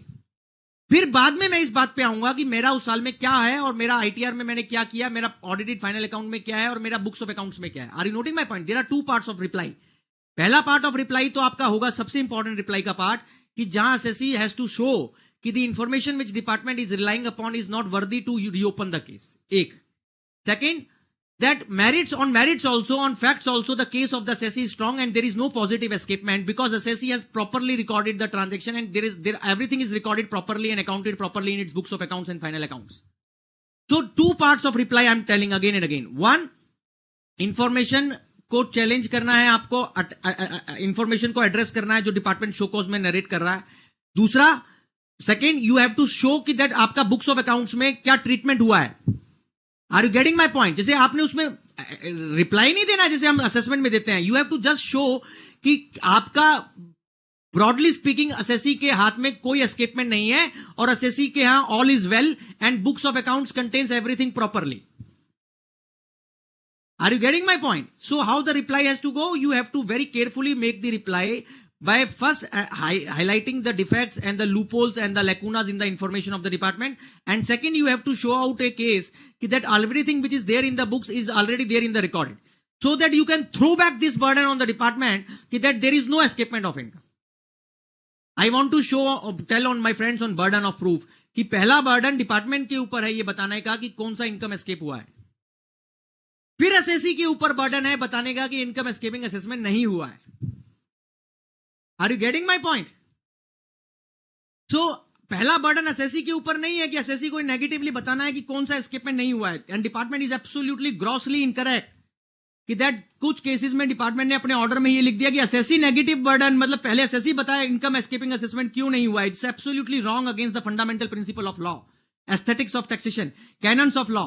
वो कहता है पहला बर्डन लॉ कहता है कि डिपार्टमेंट के ऊपर है, onus is on department to first show what is the income escaping assessment, where is the income escaping assessment, how income escaping assessment is there. Then second burden comes on the assessee. First burden is never on the assessee as far as income escaping assessment is concerned. I hope my point is very clear, sir. So burden of proof, first burden of proof in the income escaping assessment lies on the department, and then the burden can come on the assessee if first burden is discharged. Now आपका मेरा कहना यह है कि इन सब cases में sir पहला burden ही department ने ढंग से डिस्चार्ज नहीं किया है. अभी देखिए तीसरा क्लॉज क्या कहता है 148A clause C, consider the reply of the assessee furnished if any in response to the show cause refer to in clause B. मतलब जो भी आप रिप्लाई देंगे उसको कंसीडर करने का मतलब application of mind by the authority. अगर एरोनियस इंफॉर्मेशन है, इनकरेक्ट इंफॉर्मेशन है, तो उसको 148 कैपिटल ए में ड्रॉपिंग करना है, ऐसा मेरा हम्बल ओपिनियन है सर. और ऐसा लेजिस्लेटिव इंटेंट भी है जिसमें less litigation, ease of doing business और लेसर नंबर ऑफ केसेस वाली बात. फाइनल पॉइंट है जहां उनको लिखा है sir 148 capital A clause D में लिखा है decide on the basis of material available on record including reply of the assessee whether or not it is a fit case to issue notice under 148 by passing an order. अभी मैं यहां रुकता हूं. 148 capital A का जो fourth clause है उसमें उनको ऑर्डर पास करना है, उसमें उनको ये डिसीजन लेना है मटेरियल के रिकॉर्ड के बेस पे कि क्या असेसी का केस आगे डिजर्विंग केस है, it is a fit case or not for 148. Now the decision which is taken under 148 capital A clause D in my humble opinion requires conscious and full application of mind by the authority sir कि ये 148 capital A clause D में deserving case है या नहीं है, और अभी नहीं है तो उसको ड्रॉप करना है. उसको डिस्क्रिप्शन ये नहीं कि हर एक जगह उसको फिट केस लिखना है 148 का, उसको ये डिस्क्रिप्शन भी होता है कि वो ड्रॉप भी करेगा अगर डिजर्विंग केस नहीं है sir. So I have told 4 points Shrutika ji till this time, that clause A, clause B, clause C, clause D. Clause A was relating to prior inquiry before show cause notice. Clause B is show cause notice. Clause C is consideration of reply of the assessee. Clause 4 is passing of order by the assessing officer. Now you see, इसमें catch क्या है, department ने इस process को पूरा जो है ना अभी क्या करना चालू कर रहा है. अभी डिपार्टमेंट इसको शो कॉज है, ये डिपार्टमेंट इसको क्या कह रहा है, रोविंग इंक्वायरी के लिए भी यूज करने लग गया है. अभी डिटेल्स मंगा रहा है. मतलब देखिए इट्स वेरी आयरॉनिकल कि क्लॉज बी जो 148A सेक्शन है उसमें क्या आप इंफॉर्मेशन मंगाने के लिए 148A दे रहे हैं या शोकॉज दे रहे हैं. बहुत सारा असेसीज को शोकॉज जो आया उसमें डिपार्टमेंट अभी इंफॉर्मेशन मांग रहा है. हाउ कैन 148A में शोकॉज में आप मेरे से इंफॉर्मेशन मांग रहे हैं. सी 148 अगर आपको प्रायर इंक्वायरी करना है तो क्लॉज ए में करना है, शोकॉज देना है क्लास बी में देना है, रिप्लाई कंसीडर करना है क्लॉज सी में करना है, ऑर्डर पास करना है क्लास डी में करना है. आप चारों का मिक्स नहीं कर सकते हैं, चारों अपनी अपनी जगह अलग अलग हैं. अब इन चारों में अप्रूवल्स भी हैं स्पेसिफाइड अथॉरिटी की. स्पेसिफाइड अथॉरिटी एक हायर अथॉरिटी है. 3 साल के बाद जैसे असेसमेंट 18-19 के अंदर है तो स्पेसिफाइड अथॉरिटी का मतलब क्या है, दैट इज सेक्शन 151 में 151. अभी 3 साल के लिए स्पेसिफाइड अथॉरिटी पीसीआईटी है, प्रिंसिपल कमिश्नर, और 3 साल के बाद चीफ कमिश्नर साहब. अभी आप नोट कर सकते हैं कि बहुत सारा 148A में जितना भी अभी हो रहा है 148A उसमें अप्रूवल का बात किया गया है, और डिपार्टमेंट ने कभी भी एसएससी को मेरे जानकारी में अप्रूवल का कॉपी नहीं दिया. उन्होंने रिकॉर्ड में लेकर रख लिया उसको, वो भी गलत है मेरे हिसाब से. उसको कॉपी अप्रूवल का देना चाहिए एसएससी को. तो मेरा कहना ये है साहब, अगर आप प्रैक्टिकली हम इसको और आगे एनालाइज करें तो अभी मुझसे कोई पूछता है, अभी लास्ट सेमिनार में मैं कहीं बोल रहा था तो वहां किसी ने क्वेश्चन पूछा मुझसे श्रुतिका जी की, जहां उन्होंने बोला एक सीए साहब ने, सीनियर चार्टर्ड अकाउंटेंट ने, कि मिस्टर गोयल कि जैसे जिसका जो इन्फॉर्मेशन पढ़ रहा है, जैसे एक आपके पास इन्फॉर्मेशन आई, आप कौन पढ़ेगा, एओई तो पढ़ेगा, jurisdictional officer is a human being. मतलब कंप्यूटर नहीं पढ़ रहा है, इन्फॉर्मेशन आई कंप्यूटर में, पर पढ़ उसको ऑफिसर रहा है. अब देखिए दिस इज ए कैच. आप उस इन्फॉर्मेशन को मिस इंटरप्रेट कर लेते हैं, मिस रीड कर लेते हैं, या ग्रॉसली इनकरेक्ट मैनर में पढ़ लेते हैं, तो किसका गलती है, वो तो डिपार्टमेंट का गलती है. तो अभी क्या था, इंफॉर्मेशन कह कुछ रहा था, मतलब लेटर से इंफॉर्मेशन बोल रहा था महाभारत का बात और आपने समझ लिया रामायण का बात। ऐसा नहीं हो सकता है। आपको जिसका बात जो बात कहा गया इंफॉर्मेशन को वैसे ही इंटरप्रेट करना है। You have to be very careful in AO has to be and department has to be judicial assessing officer JAO has to be very careful in interpreting and reading the information. I have seen lot of instances where information is interpreted and read in a wrong manner, incorrect manner. So those cases are wrong. जहां information को पढ़ ही गलत लिया, जैसे information में कुछ और बात लिखा था और उन्होंने पढ़ कुछ और लिया, ऐसा नहीं हो सकता है। वो शो कॉज नोटिस नहीं टिकना चाहिए जहां इंफॉर्मेशन को गलत पढ़ा गया है। आई hope my point is clear. अभी मैंने आपको वो ईयर का डिफरेंस बताया, ईयर गलत ले लिया। अभी मैंने आपको यह भी बताया कि डिपार्टमेंट ने इंफॉर्मेशन को गलत पढ़ लिया है। अभी मैंने आपको यह भी बताया कि कितना सारा केस में वो इंफॉर्मेशन किसी और आदमी का है और लगा दिया किसी और के ऊपर है। ऐसा नहीं होगा, ऐसा नहीं होगा। तो कहने का मतलब यह है साहब कि इंफॉर्मेशन का वेरासिटी। अच्छा अभी देखिए, इस प्रोसेस का बहुत सैल्यूटरी इंपॉर्टेंस है कि अगर 148 है में आपने ये गलत डिसीजन डिपार्टमेंट ने ले लिया, गलत डिसीजन का मतलब कि ये केस अगर 148 में ओपनेबल नहीं है और खोलने के लिए आपने बोल दिया उसको, तो वो बहुत मिसयूज ऑफ पावर है। That is why I was saying it is abuse of power. तो इसलिए डिपार्टमेंट को राइट मैनर में ये डिसीजन लेना है कि क्या 148A के अंदर ये डिजर्विंग केस है या नहीं है, फिर आगे 148 करना है नहीं करना है। और अभी हमारा ओपिनियन ये है कि बहुत सारा केस में प्रैक्टिकली आई वांट टू से, हमारा अनुभव क्या कहता है, डिपार्टमेंट ने बहुत कम केस ड्रॉप किया है। ज्यादातर केस में उन्होंने 148 के लिए आगे बोल दिया है। वो मेरा ओपिनियन में श्रुतिका जी गलत है। This is absolutely wrong. This section never says कि आपने 148A शो कॉज दे दिया तो इसका मतलब 148 होगा ही होगा। ये कहीं ये उल्टा है, बल्कि उनको ये देखना है, ऑनेस्टली देखना है। ऑनेस्ट मतलब एक सच्चाई ईमानदारी से देखना है कि साहब क्या इस केस में आगे 148 सेक्शन का प्रयोग होने लायक है या नहीं है। अभी ज्यादातर केस में तो 148 ओपनेबल नहीं है, ऐसा मैं बोलता हूं सर। अभी एक और केस हमारे पास अभी हमने देखा, इसमें 2 पॉइंट और आ गया श्रुतिका जी। अभी 2-4 केस ये शोकॉज नोटिस के अंदर जो मटेरियल, जैसे लेटर से शोकॉज नोटिस में उन्होंने बोला कि एसएससी ने कोई क्रिप्टो करेंसी का ट्रांजैक्शन किया है। You know crypto currencies, all of us are aware about this word. तो उन्होंने बोला 18-19 असेसमेंट ईयर में क्रिप्टो करेंसी का कोई ट्रांजैक्शन किया है, तो उसका इनकम एस्केपिंग असेसमेंट का शोकॉज दिया। अब बाद में जब फाइनल ऑर्डर आता है Shrutika ji, change of heart हो गया, हृदय परिवर्तन समझते हैं आप? हृदय परिवर्तन का मतलब कि जब शोकॉज आया तो आइटम ए पे था और जब फाइनल ऑर्डर पास हुआ तो वो आइटम बी पे आ गया। How is this possible?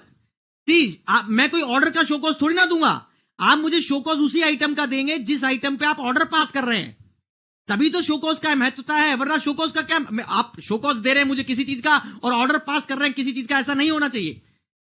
Law does not say that. मतलब कि जिस चीज का आपको फाइनल ऑर्डर पास होना है, जिस चीज पे आप फाइनल एस्केपमेंट ऑफ इनकम बोल रहे हैं, जिस रीजन के ऊपर, वो रीजन का शोकॉज एसएससी को देना जरूरी है मैम।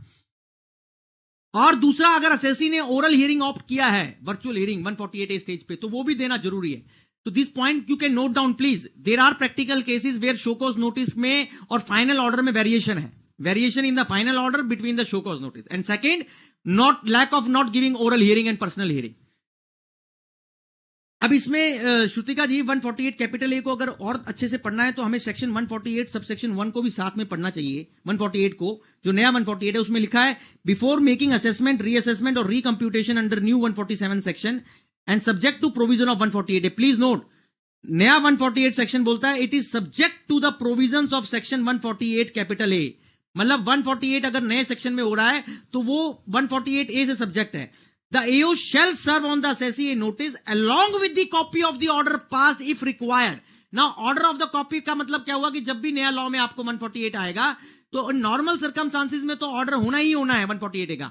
बट जहां एक्सेप्शनल केसेस है कि जहां 148 कैपिटल ए में ही लिखा हुआ है कि इन केसेस में 148A का प्री इंक्वायरी शोकॉज आना जरूरी नहीं है, वो डिस्पेंस कर दिया है 148 कैपिटल ए के प्रोवाइजो में, उन 3 केसेस में आप 148A का ऑर्डर नहीं होगा। बट बाकी सब जगह नॉर्मल केसेस में जहां पर भी 148 हो रहा है, असेसमेंट ईयर 18-19 का और 15-16 का, वहां 148 कैपिटल ए का ऑर्डर 148 के नए नोटिस में साथ लगा होना चाहिए। आप नोट कर लीजिए that new 148 section clearly says with the notice copy of order has to be there. और इफ रिक्वायर्ड वर्ड का मतलब है कि जिन केसेस में 148A का इंक्वायरी होना मस्ट है, वहां ऑर्डर भी होना मस्ट है 148 के नोटिस के साथ। और आप देखिए इसमें 2 जगह उन्होंने बहुत इंपॉर्टेंट बात लिखा है that new section 148 is subject to the provision of 148A and new 148 notice will be along with the copy of the order pass if required under clause D of section 148A। Requiring him to furnish within, वो return देगा सेसी, 148 में भी return जाएगा, वो जो return माना जाएगा 139 का रिटर्न। अभी नीचे लिखा है प्रोवाइजो में, न्यू 148 के प्रोवाइजो में क्या लिखा है, provided that no notice under this section shall be issued unless there is information with the AO which information suggests that income chargeable to tax has escaped assessment in the case of the assessee for the relevant AY, and AO has obtained proper prior approval of the specified authority to issue notice। इसका क्या मतलब हुआ श्रुतिका जी, कि जब भी new law में 148 का notice आएगा तो पहली बात तो ये हो गई कि वो 148 है जो नया सेक्शन है उसके सब्जेक्ट टू कर दिया, मतलब अगर 148 ही नहीं ढंग से हुआ तो 148 नहीं हो सकता। दूसरा उन्होंने कहा 148 क्लॉज डी का ऑर्डर 148 के नोटिस के साथ आएगा। तीसरा बात उन्होंने बोला कि 148 नया लॉ में तभी संभव है जब प्रॉपर इंफॉर्मेशन है एओ के पोजीशन में, जिसके अंदर से information suggesting escapement of income वाला बात की बात कर रहा है वो फर्स्ट प्रोवाइजो में। फिर उसके बाद सेकंड प्रोवाइजो आ गया, provided that no such approval will be required where the AO with the prior approval of the specified authority has passed an order under clause D to the effect that. ना अब उन्होंने नया law finance act 22 के बाद लिख दिया कि ये जो अप्रूवल है जो फर्स्ट प्रोवाइजो में लिखी है ये वहां जरूरी नहीं है जहां 148 क्लॉज डी का अप्रूवल ऑलरेडी ले लिया गया है। This is finance act 2022 amendment second proviso to 148 which is done from 1 April 2022। अभी एक्सप्लेनेशन 1 आप सब लोग नोट कर लीजिए सर, ये बहुत इंपॉर्टेंट है। Explanation number 1 to new section 148, it says for the purpose of this section and for the purpose of 148 capital A 148A, the information with the AO which suggests that income has chargeable to tax has escaped assessment means, क्या information means? First, any information in the case of the assessee for the relevant AY in accordance with risk management strategy formulated from the board by time to time. Now maximum 148A are given on the basis of this information clause कि that there is a risk management strategy के base पे कोई information आया। मैंने आप लोगों को बता दिया है इंफॉर्मेशन आने से इनकम एस्केपिंग असेसमेंट अपने आप पैदा नहीं होता है। इंफॉर्मेशन अलग चीज है, एस्केपमेंट ऑफ इनकम अलग चीज है, दोनों का हम रायता वो नहीं बना सकते हैं। सॉरी, अभी डिपार्टमेंट ने उसका सबका वो कर दिया है, सॉरी। अभी आगे देखिए 148 हो गया, 148A हो गया। अभी 149 भी एक बहुत इंपॉर्टेंट सेक्शन है जिसमें आप सब लोगों को ये पता होगा साहब कि there is a time limit fixed for issue of notice. I am reading section 149 subsection 1. No notice under section 148 shall be issued for the relevant assessment year if 3 years have elapsed from the end of the relevant assessment year unless the case falls under clause B. अब ये clause B बहुत important है sir. clause B क्या है, मतलब clause A में तो 3 साल तक का रीओपनिंग का बात किया गया नॉर्मल टाइम लिमिट का 149(1) में, और clause B में बात किया गया 3 साल के पीछे। clause B says if 3 years but not more than 10 years have elapsed from the end of the relevant assessment year unless the AO has in his possession books of accounts or other document or evidence. Now please note 3 साल के पीछे तभी जाया जा सकता है sir जब department के पास, एओ के पास, डिपार्टमेंट के पास, रेवेन्यू के पास क्या हो, बुक्स ऑफ अकाउंट हो, डॉक्यूमेंट हो या एविडेंस हो, पहला चीज। दूसरा जिससे ये निकलता हो which reveal that income of the assessee has escaped assessment and it is represented in the form of, अब किस फॉर्म में होना चाहिए, वो असेट का फॉर्म में होना चाहिए। अभी नया लॉ अमेंड होने के बाद फाइनेंस एक्ट 2022 के बाद एक्सपेंडिचर भी हो सकता है वो, और एंट्री इन द बुक्स भी हो सकता है। और फिर नीचे लिखा है मॉनिटरी अमाउंट कि 3 साल से पीछे जाना है तो 3 कंडीशन पूरा होना चाहिए सरल भाषा में। पहला, books, document, evidence in the position of department. Second, 50 lakh से ऊपर का एस्केपमेंट का अमाउंट। तीसरा, represented in form of asset etcetera. इन तीनों में से अगर कोई भी एक कंडीशन नहीं हुआ पूरा तो आप एक्सटेंडेड पीरियड ऑफ लिमिटेशन 3 साल के पीछे डिपार्टमेंट नहीं जा सकता है, नहीं जा सकता है, नहीं जा सकता है। 3 कंडीशन दोबारा बोलता हूं, और ये डिपार्टमेंट ने ज्यादातर 15-16 का जो शोकॉज दिया है सर उसमें नहीं बताया है, नहीं बताया है, नहीं बताया है। अब सुन लीजिए क्या है 3 कंडीशन। पहला है AO has in his possession books of accounts oblique documents oblique evidence. ये इंफॉर्मेशन नहीं बोल रहा है, ये बोल रहा है बुक्स होना चाहिए, डॉक्यूमेंट होना चाहिए, एविडेंस होना चाहिए, मतलब इंक्रिमिनेटिंग मटेरियल होना चाहिए। और दूसरा बोलता है 50 लाख रुपए से ऊपर का मॉनेटरी थ्रेशोल्ड होना चाहिए, और तीसरा it should be represented in the form of asset etcetera. अगर इन तीनों में से कोई भी कंडीशन पूरा नहीं हुआ तो 3 साल से पीछे का 148 न्यू लॉ में पॉसिबल नहीं है, नहीं है, नहीं है, नहीं है। और ये एक्सटेंडेड पीरियड ऑफ लिमिटेशन किसको बताना है? डिपार्टमेंट को बताना है, हमें नहीं बताना है। हम थोड़ी ना कह रहे हैं आइए हमारा केस खोल दीजिए। कौन कहता है ऐसा? कभी सुना है आपने किसी को कहते हुए कि आप मेरा केस खोल लीजिए? डिपार्टमेंट अपनी श्रद्धा से खोल रहा है केस, ऐसे बोलता हूं, या हमारी श्रद्धा से खोल रहा है? सॉरी। और ये इसलिए बोलना पड़ रहा है मुझे इस लैंग्वेज में यादव जी कि बहुत जगह डिपार्टमेंट ने ये कहा कि तुम बताओ हमने केस गलत खोला है, सही खोला है। अरे भाई हम कैसे बता सकते? केस आपने खोला है, मेरे से क्यों पूछ रहे हैं कि गलत खोला है? पहले तो आप बताइए आपने सही खोला है नहीं खोला है। This is very normal and simple sense. आप मेरे से कैसे पूछ रहे हैं कि मैंने आपने सही खोला है नहीं खोला है? आप पहले साबित करेंगे, ओनस आपके ऊपर है, बर्डन आपके ऊपर है, खासकर जहां 3 साल से पीछे जा रहे हैं। मेरा मानना है 3 साल के अंदर भी onus primary burden is on the department to prove escapement of income, ये मैं बोल चुका हूं सर। लेकिन डिपार्टमेंट ऐसा बता नहीं रहा है कुछ भी। यादव जी, तभी मेरे को बुलाया गया है, तभी मैं आपको बता भी रहा हूं कि ये सब बेकार सी बॉडी, सब ये उल्टा काम हो रहा है। अभी उल्टा समझते हैं क्या होता है? हम किसी चीज को उल्टा कर दें, जैसे एक सर को ऊपर ले जाएं, पांव को ऊपर ले आए, सर को नीचे ले आए, क्या होगा फिर? सर मेरा खुद का एक नोटिस आ गया 2014-15 का, जिसमें 8 लाख कैश डिपॉजिट किया था। तो आपको कब आ गया था? पुरानी लॉ में आया होगा वो, तो 14-15 अब तो टाइम नहीं बाउंड हो सर, गया। अभी आया मेरा वो। को कब आया 148 का नोटिस? नए लॉ में आया इसमें? जी, नए लॉ में 148 शोकोज आया आपको? हाँ जी, 8 लाख का कैश डिपॉजिट का। तो 148 में और 15 मतलब फाइनेंशियल ईयर 14-15 बोल रहे होंगे आप? जी, फाइनेंशियल 14-15। हाँ, वो गलत है ब्रदर, वो 50 लाख से कम का अमाउंट बता रहे हैं आप तो। सर 8 लाख है, और उन्होंने मुझे मेल से भी इंटीमेशन नहीं आया ना मैसेज मतलब आया। मैं आपके सामने पता नहीं देखिए कब यादव से जी, मैं बंद- कम से कम 15 सेमिनार 10, मैं ऐसा नहीं है कि मुझे मैं इतनी बार पढ़ नहीं चुका हूं, बट आप लोगों के सामने मैं दोबारा क्यों पढ़ रहा हूं आपको पता है? ये आपको विश्वास दिलाने के लिए कि एक्ट में लिखा क्या है। आप पढ़िए एक्ट, खोलिए, उसमें क्या लिखा है। आप सही कह रहे हैं, 50 लाख भाई, पहली बात तो उसमें 8 लाख के डिपॉजिट से 50 लाख की इनकम कैसे पैदा होगी? कोई जादू है क्या? पता नहीं सर। ये कौन सा जादू है? Are you getting my point? Is it some kind of magic going on that 8 lakh rupees in deposit will give rise to 50 lakh escapement of income? This is, I'm sorry, I have and no human being can contemplate like this magic. और ये condition है sir. देखिए क्या होता है Yadav ji, extended period of limitation आप समझते हैं एज ए चार्टर्ड अकाउंटेंट कि एक्साइज लॉ में भी लिमिटेशन का एक्सटेंडेड पीरियड होता है, जिसमें ये लिखा होता है कि अगर फ्रॉड वगैरह है और इवेजन किया है डिपार्टमेंट असेसी ने इंटेंशनल, तभी एक्सटेंडेड पीरियड क्या मतलब उनका कहना है कि 3 साल के पीछे हम जनरली जाएंगे ही नहीं जब तक कोई एक्स्ट्रा ऑर्डिनरी, एक्सेप्शनल और रेयर केस ना हो। इसीलिए उन्होंने 3 कंडीशन लगाई है, इसलिए उन्होंने लॉ को ऐसे किया है 3 साल, बियॉन्ड 3 साल। हमने तो ना बनाया, तो पार्लियामेंट ने बनाया law. I hope you get my point. अभी आपके केस में तो 50 लाख रुपए वाला थ्रेशोल्ड ही पार नहीं हो रहा भाई साहब। 3 थ्रेशोल्ड हैं, पहला तो मॉनिटरी थ्रेशोल्ड हो गया, दूसरा हो गया इंक्रीमिनेटिंग मटेरियल भाई साहब, तीसरा हो गया असेट। अच्छा, मैं ये बोल रहा हूं, अभी आप सोचिए कि अभी ये हो गया सर, मेरी आवाज थोड़ी तेज हो जाती है ना, तो कई बार बाहर इधर उधर ट्रैवल, मेरे कमरे से बाहर जाती है, तो हमारे जो साथी गण है वो कहते हैं गुल साहब आपके बाद हमारे को भी आ रही है, तो सॉरी। तो मैं क्या कह रहा था सर, मैं ये कह रहा था कि अभी 148 कैपिटल ए आ रहा है, 18-19 का आ रहा है या 15-16 का आ रहा है। 15-16 में तो आपका पॉइंट ये होना चाहिए सबका, हमारा पहले हमें ये देखना चाहिए कि क्या उस शो कोज नोटिस में वो एक्सटेंडेड पीरियड ऑफ लिमिटेशन वाला 3 कंडीशन का बात डिपार्टमेंट ने बताया है या नहीं बताया। मेरे से आप तब तक 15-16 का कुछ भी नहीं पूछ सकते हैं जब तक आप ये 3 कंडीशन पूरी नहीं कर रहे हैं। आप समझ गए? मैं कुछ भी बताने के लिए ऑब्लाइज्ड और बाध्य नहीं हूं जब तक department extended period of limitation का 3 कंडीशन अपने शोकोस में मुझे बताएं। कैश डिपॉजिट से तो कुछ नहीं होता सर, वो 18-19 के लिए भी नहीं होता, मैंने बोल दिया ऑलरेडी यादव जी।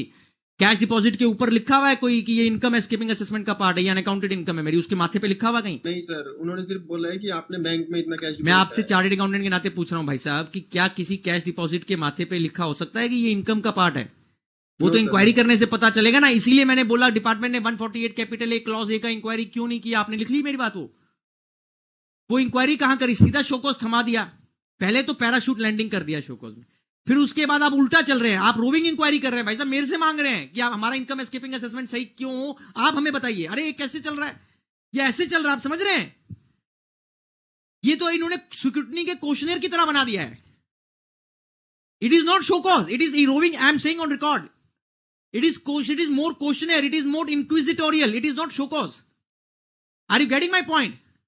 सर एक तो नोटिस मैंने ऐसा देखा जिसमें एसएससी ने 70,000 कैश डिपॉजिट किया था, और नोटिस डिपार्टमेंट की तरफ से आ रहा है 70 लाख का।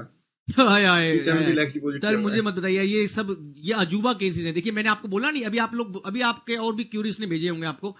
अभी आप देखिए एक से एक अजूबा केस। 148 कैपिटल ए का इंक्वायरी नहीं करना प्रायर, सीधा शोकोस देना है, शोकोस के बाद इंक्वायरी करके एसएससी से रोविंग इंक्वायरी करना है, फिशिंग इंक्वायरी करना है, और कैश डिपॉजिट वगैरह को सिर्फ बेस मानकर इनकम एस्केपिंग असेसमेंट बना देना, ये सब गलत है। आपको बताऊं यादव जी, कैश डिपॉजिट से इनकम पैदा नहीं होता। इस पे पुराने वाले 148 में भी बहुत सारे ऑर्डर्स थे, जैसे बीर बहादुर सिंह सिजलवी का एक ऑर्डर है दिल्ली आईटीटी का, और भी ऑर्डर है। मैं आपको ये बोलना चाहता हूं, कैश डिपॉजिट का मतलब तो हुआ कि आपने बैंक में इतना पैसा जमा करा है, पर उससे ये पता क्या लगता है कि आपकी उसमें कितनी इनकम है, ये कैपिटल ट्रांजैक्शन है, ये रेवेन्यू ट्रांजैक्शन है, इसमें क्या इनकम एलिमेंट है। आप समझ रहे हैं मेरी बात? हाउ इट इज, आप इंक्वायरी करेंगे तभी तो पता चलेगा। आप शोकॉज के बाद इंक्वायरी नहीं हो सकती सर, ये 18-19 पे लागू होता है। आप तो 15-16 में है, 15-16 में तो और 3 कंडीशन लगी हुई है। आप अगर मोटा मोटी कानून को देखें यादव जी, 15-16 में 4 कंडीशन बन गई कसम से। पहले तो इंफॉर्मेशन होनी चाहिए जो 18-19 के लिए भी चाहिए, नॉर्मल केस के लिए, फिर बुक्स डॉक्यूमेंट एविडेंस चाहिए, फिर 50 लाख रुपए से ऊपर का थ्रेशोल्ड चाहिए, फिर represented in form of asset चाहिए। इन चारों में से भाई साहब, मतलब इंफॉर्मेशन होने से सिर्फ 15-16 का केस खोल देंगे ऐसा संभव नहीं है। आप समझ गए मेरा बात पूरा? चलिए, आपका क्यूरी से और लोगों को भी फायदा हुआ होगा। अभी 149 में पढ़ रहा था Yadav ji, time limit for issue of notice. इसमें एक बड़ा इंपॉर्टेंट पॉइंट है, फर्स्ट प्रोवाइजो बहुत इंपॉर्टेंट है, और एक इसका थर्ड प्रोवाइजो 149 का, सेक्शन न्यू 149 का।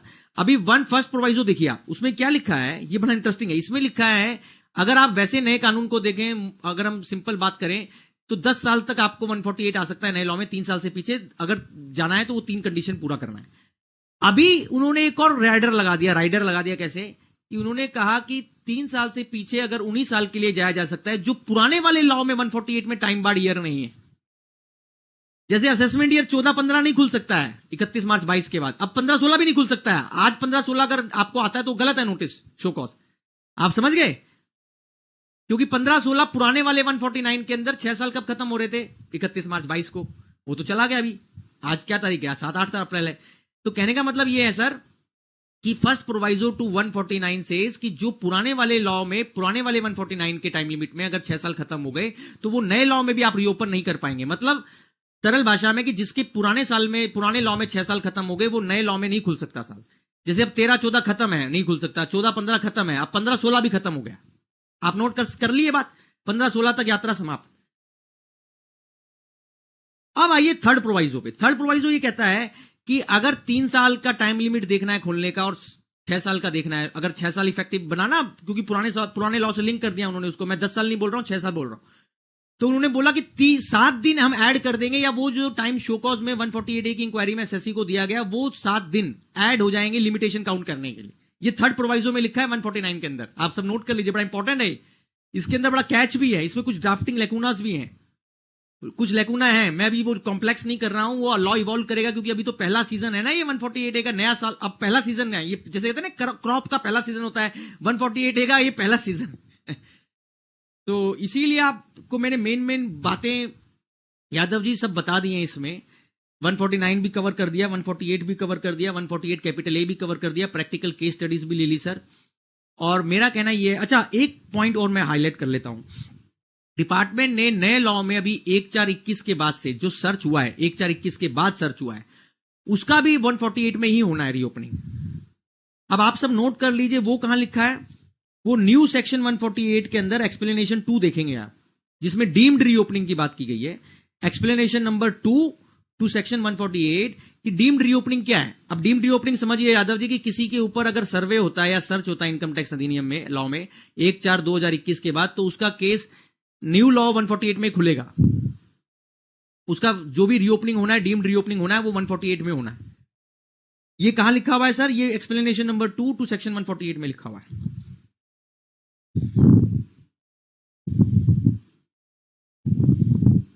और एक सेक्शन जो हमारे को और पढ़ना चाहिए sir, that is 151 sanction for issue of notice.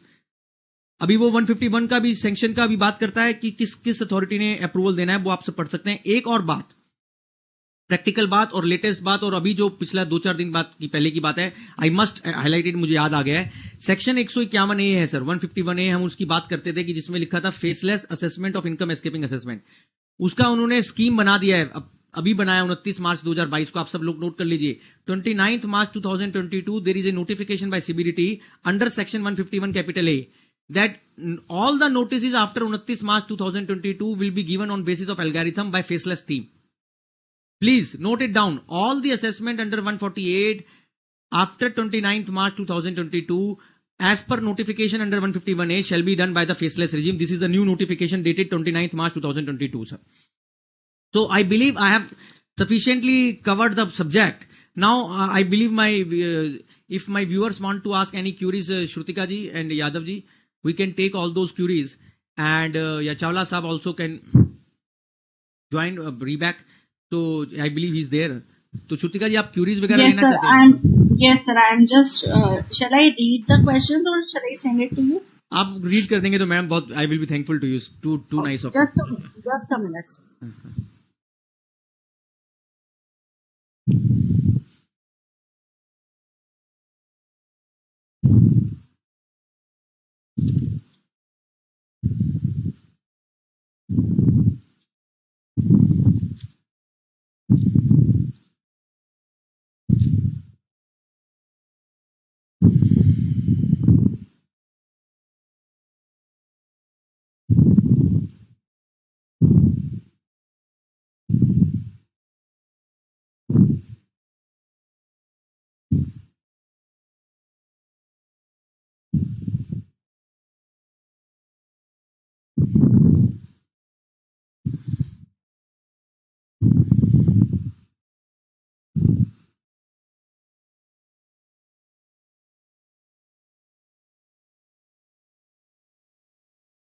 So just give me a minute. Ma'am आराम से, no problem, not an issue, please.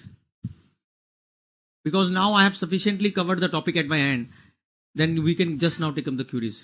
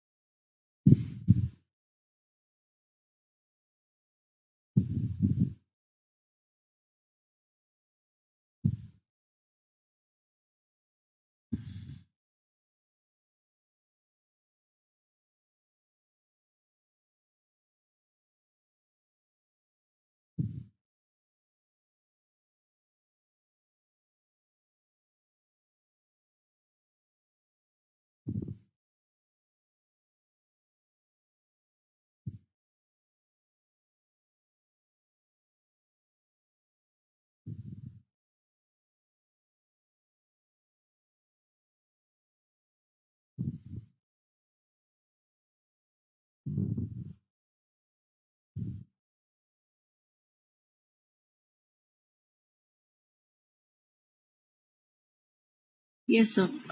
Sir, with whom the AO should conduct inquiry as per section 148A, subsection A, with the assessee or with any other third person? Is it mandatory to receive any notice under section 148 capital A, subsection A, before issuance of show cause notice under section 148A, subsection B? Yes, ma'am, this is a very important question. I try to also answer it, but it's a learned point. See, Shrutika ji, 148 capital A का जो captive inquiry है, या जो sorry prior inquiry है, prior inquiry, वो दोनों target पे हो सकता है. मतलब असेसी से भी हो सकता है, और जरूरत समझे तो डिपार्टमेंट उससे भी कर सकता है, जो अदर पार्टी है, या मान लीजिए जिसको डिपार्टमेंट को लगता है कि जिसके साथ मैंने कोई बोगस ट्रांजेक्शन या अकोमोडेशन एंट्री वाला ट्रांजेक्शन किया है.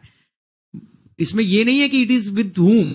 पॉइंट इज दिस की इंपॉर्टेंस इज दिस की इंक्वायरी शोकॉज के बाद नहीं होना है. इंक्वायरी होना है तो शोकॉज से पहले होना है. अब बहुत सारा show cause notice garb of inquiry में दिया गया है. आप मेरे बात समझ रहे हैं?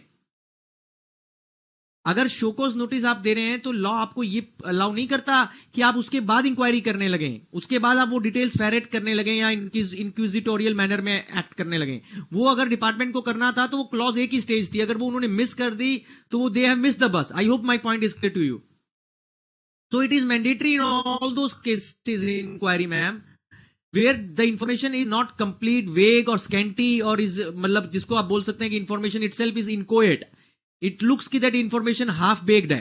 उसको पूरा अगर देखना है तो वो उसको आगे 148 क्लॉज ए का इंक्वायरी करना है. आई hope my point is clear, sir.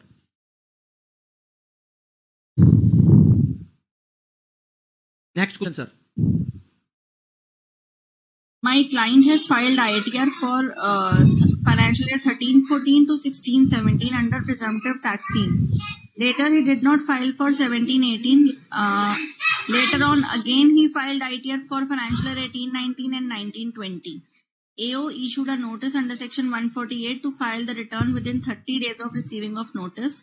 My question is whether my client is under obligation to file a return, presumptive taxation scheme, or go for ITR 3. See, ma'am, Shrutika ji, I always submit कि I am not a man of too much I am arguing. This is more कि ITR का कौन सा form use करना है यादव साहब, ये तो मेरा डोमेन से बाहर है. अभी मेरे से तो आप ये क्वेश्चन पूछ सकते हैं कि रिटर्न फाइल करना. देखिए, रिटर्न फाइलिंग क्या है? 148 के नोटिस के बाद रिटर्न फाइलिंग का क्या महत्व है, वो आपसे पहले पूछ रहे हैं कि आपको लगता है कि आपसे कुछ छूट गया है तो आप उसमें टैक्स दे दीजिए. That is return filing. आप समझिए, 148 के बाद जो रिटर्न फाइलिंग का रिक्वायरमेंट है उसका क्या सेंस है? उसका सेंस ये है कि अगर डिपार्टमेंट असेसी को लगता है कि मेरे से सही में कुछ इनकम को टैक्स देना था, छूट गया है, तो वो 148 के बाद जो रिटर्न भर रहा है उसमें दे सकता है. That is treated at par with return under 139. वो लिखा हुआ है स्टैट्यूट में, लॉ में, कि 139 का रिटर्न माना जाता है 148 का return.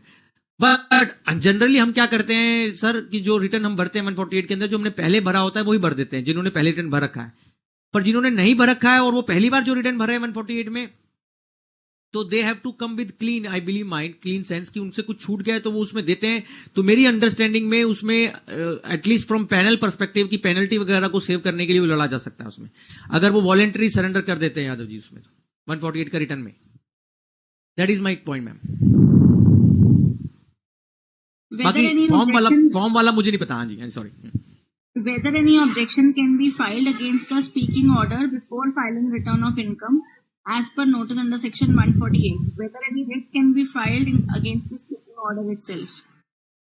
See, ma'am, I have just was telling in the beginning कि अभी हमने कुछ केसेस में रिट फाइल किया था जो आज और कल हाईकोर्ट में लगा था.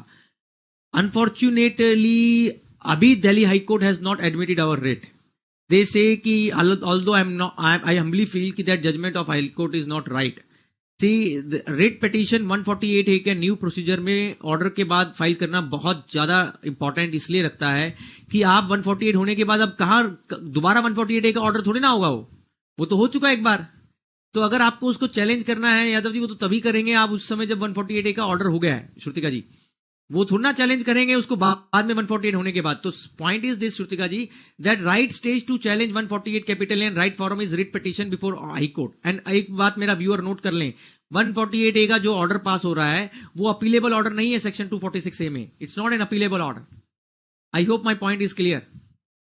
तो इसीलिए आपको 148A को सिर्फ आपके पास ऑप्शन भी रिट के अलावा कुछ नहीं है. Prerogative remedy is a discretionary remedy. जज कंसर्न के ऊपर डिपेंड करता है कि वो आपका यादव जी रिट रेमेडी करेगा नहीं करेगा वो accept. That is my humble practical experience. जैसे मेरे केस में 148 असेसमेंट स्टार्ट हो चुकी है, तो मुझे क्या करना चाहिए फिर उस केस में? भाई मेरा ओपिनियन तो ये है कि यादव जी अब 148 अगर आपके पास आ गया और ऑलरेडी 148A का ऑर्डर हो गया है, तो मेरे को हिसाब से तो आपको ऑर्डर के अगेंस्ट रिट में चले जाना चाहिए. जब खासकर आपका एक्सटेंडेड पीरियड है और उसका 3 कंडीशन भी पूरा नहीं हो रहा है और मॉनिटरी थ्रेशोल्ड भी नहीं है. यू शुड नॉट पार्टिसिपेट की कैश डिपॉजिट है वो रिट में जाएंगे. तो पर यादव जी आप नहीं आप यादव जी उसको I appreciate whatever are saying it makes sense कि mister Goyal it is not cost effective remedy. But I am telling you brother another side of the story. You understand that. अगर आप नहीं गए तो आप किस पोजीशन में law में खड़े हो आपको इवेल्युएट करना चाहिए. आप समझ रहे हैं? अभी आपका 148A हो गया, उसमें उन्होंने गलत बोल दिया कि आपका ये 148 होना चाहिए, 148 चालू हो गया. अगर आपने 148A को रिट में चैलेंज नहीं किया और आप चलते रहे तो आपका एडिशन हो गया, तो फिर आपको बहुत आगे जाकर अपील में रिलीफ मिलेगा तो ट्रिब्यूनल लेवल पे अगर एडिशन हो जाता है तो.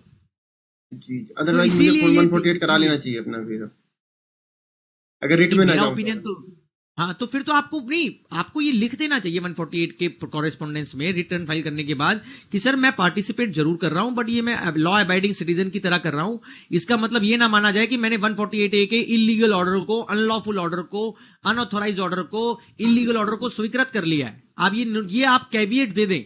मतलब आप ये रिटर्न फाइलिंग में तो नहीं दे पाएंगे, बट जब भी आप पहला रिप्लाई जो भी असेसिंग ऑफिसर को फाइल करेंगे उसमें एक चिट्ठी लगा दें. मैं आपको लिखवा रहा हूं, उसमें लिख दें कि सर जो पहले 148A का ऑर्डर आपने किया जिसके बेस पे 148 किया है, मेरा ओपिनियन हमारा असेसी का स्टैंड ये है कि ये 148A ही गलत है जी. बट क्योंकि मैं लॉ अबाइडिंग सिटीजन हूं, क्योंकि मैं अंडर प्रोटेस्ट कंप्लायंस कर रहा हूं, विदाउट प्रेजुडाइज कंप्लायंस कर रहा हूं. आप समझते हैं ना under protest word and without prejudice. जी. ऐसा कर. आप समझ गए या दोबारा समझाऊं? सर थैंक यू सर, समझ गया मैं सर. हाँ, ओके. ये बड़ा इंपॉर्टेंट पॉइंट पूछा आपने, प्रैक्टिकल पॉइंट है. Under the new regime, it is necessary that an claimed income should be represented by ACID. Now with Finance Act 22, the said lacuna is plugged to include expenses, etc. So for assessment year 21-22, can assessee take a plea that the escaped income is not represented by any asset, hence case should not be reopened? See, Shrutika ji, this is $1 million question and it's a moot point. अब lawmakers are also become wiser by the time. उन्होंने जो पिछले साल budget बनाया था तो उन्होंने asset मत लिखा था. अब उन्होंने 2 क्लॉज और डाल दिए हैं. खर्चा किया है आपने, आप बाहर घूमने गए, आपने शादी ब्याह बर्थडे पार्टीज में खर्चा कर दिया. आप समझते हैं मेरी बात?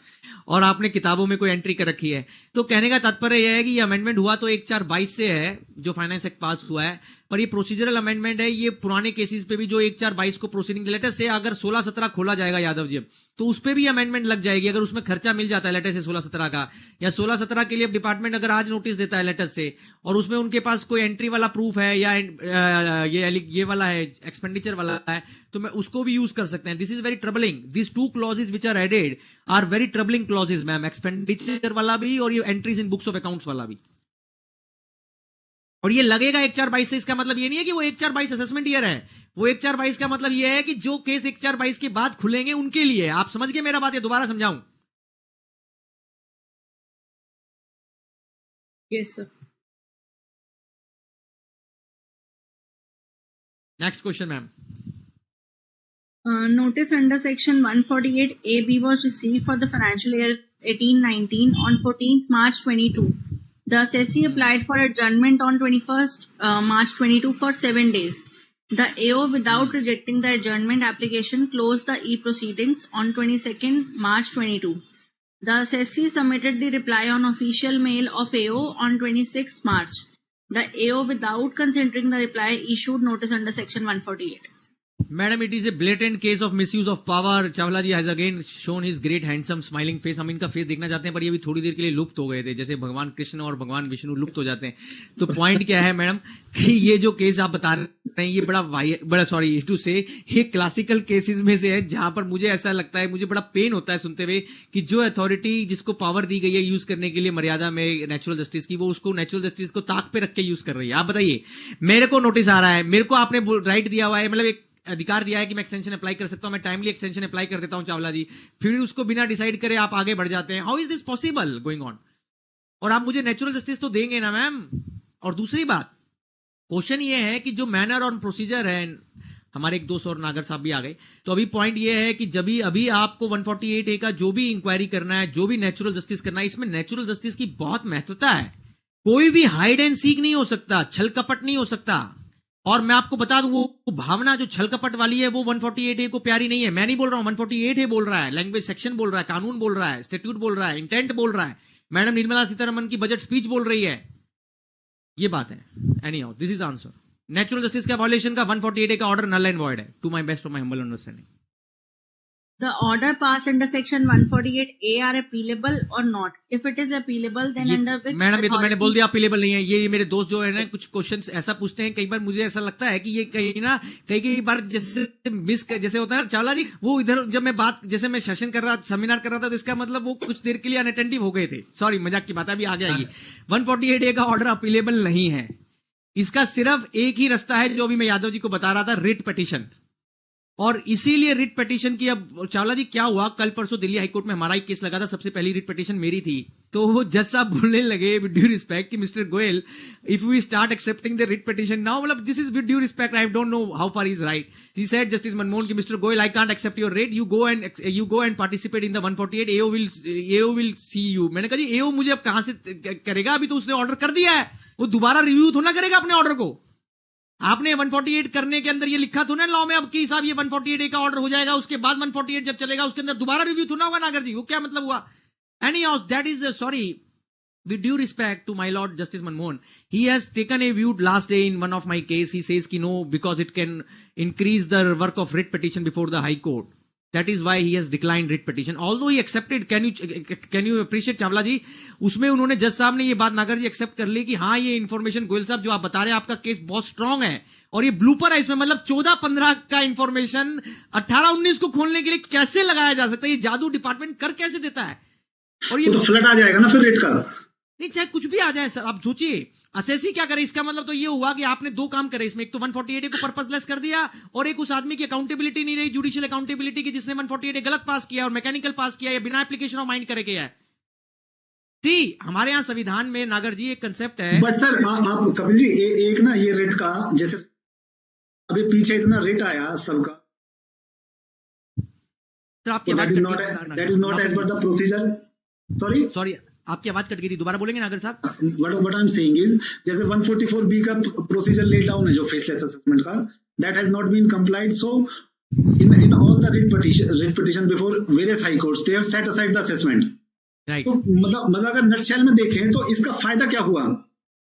आप बिल्कुल सही कह रहे हैं ब्रदर, आपका पॉइंट ऑफ व्यू बिल्कुल सही है और मेरा भी पेन है, और ये सब राइट माइंडेड, जो लाइक माइंडेड और राइट माइंडेड थिंकिंग रखते हैं नागर जी, उसका सेंस ऑफ अंडरस्टैंडिंग ये है। देखिए आप ये कहना चाह रहे हैं शायद कि कपिल भाई की जो 144B में फेसलेस असेसमेंट हुई और उसमें डिपार्टमेंट गलत था, तो उनको सेकंड चांस क्यों मिलना चाहिए? क्यों मिलना चाहिए? वो तो क्वैश होनी चाहिए असेसमेंट। हाँ ये जी, देखिए ये बिल्कुल एक, आज भी मेरे अंडरस्टैंडिंग में पता है क्या है, कोर्ट्स तो इसको ऐसे कह देती हैं नागर जी, जब हम हाईकोर्ट में मैं खुद अपियर होता हूं तो मैंने कई जगह बोली बात, तो कहते हैं मिस्टर गोयल ये तो अभी न्यू कंसेप्ट है, इनसे गलतियां हो गई तो we should be lenient to them, but this is giving a premium to the person who is wrong. अगर आप मेरे से पूछे, कपिल गोयल से, एक लीगल स्टूडेंट से पूछे, लॉ के स्टूडेंट से ब्रदर, तो मेरा हृदय कहेगा और आप एग्री करेंगे कि it is giving premium to the person for his wrong, for the, and it is given advantage for his own wrong. Absolutely right. How can a person, अब यही देखिए 148A में भाई साहब आपने लाया तो इसको इस पर्पज के लिए, तो हम तो सब खुश हो रहे थे, बल्कि मेरे को लगता है वो जो खुशी थी हमारी उसको नजर लग गई, और 148A की क्वालिटी देखिए आप। देखिए क्या है, किसी में नहीं, मतलब I am also doing at least 30 या 35 केसेस हैं, किसी में आपने सेटिस्फैक्टरी रिप्लाई दिया है, असेसिंग ऑफिसर मान रहा है, फिर भी सब क्लॉज डी का ऑर्डर पास कर रहा है, वही ही इज नॉट एक्सेप्टिंग। आप मेरी बात से सहमत है ना नागर जी? इसका मतलब तो ये हुआ कि वो जो इंटेंट थी, जो हमने नहीं बनाई, पार्लियामेंट की इंटेंट ये थी कि less number of cases and less litigation, वो कहां सार्थक हुई? कहां, वो बताइए कहां पर्पस सॉल्व हो रहा है उसका ही? इन लोगों को सर, ये सॉरी विद ड्यू रिस्पेक्ट, इसलिए मैंने को, आपको पता है मैं तो बड़ा क्रिटिकली बोलता हूं सर, मेरे को ये लगता भी है, and criticism should be there, healthy criticism, कि भैया आपका पर्पस जो पावर को लेने, इस सेक्शन को लाने का पर्पस क्या था? जीके एंड ड्राइव शिफ्ट का ये फॉर्म है, जीके एंड ड्राइव शिफ्ट पहले होता था, मैंने बताया, अब ये आ गया नागर जी, यहां जीके एंड ड्राइव शिफ्ट को उन्होंने लॉ में डाल दिया, और उन्होंने कहा नोटिस से पहले हम ये एक्सरसाइज करेंगे कि क्या हमें एसएससी को 148 में बुलाना है या नहीं बुलाना है।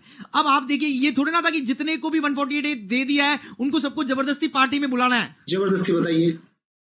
और ये मैंने कल आपको बता रहा हूं सर, मेरे को थोड़ा सा अजीब सा भी लगा जब मैं रिट आर्ग्यू कर रहा था, मैं शाम को आया, मैंने चिटले जी को और इनको चावला जी को भेजा है जी। एक मैंने मेल बनाया, आप पढ़ेंगे आपको बड़ा खुशी होगी। मैंने वो मेल रेवेन्यू सेक्रेटरी को, इनको एफएम के पीएस को और सीबीडी मोहपत्रा साहब को और इनके पीएस को मैंने ये लिखा है अपनी तरफ से हम्बली कि साहब ये हमारा अनुभव कह रहा है कि ये जो आपने 148A पार्लियामेंट ने बहुत इंपॉर्टेंट प्रोविजन बनाया था, अवाउड प्रोविजन बनाया था, बड़ा वेल अप्रिशिएटेड प्रोविजन बनाया था, उसको जो एग्जीक्यूटिव इंप्लीमेंट कर रही है वो उसके इंटेंशन के विपरीत कर रही है।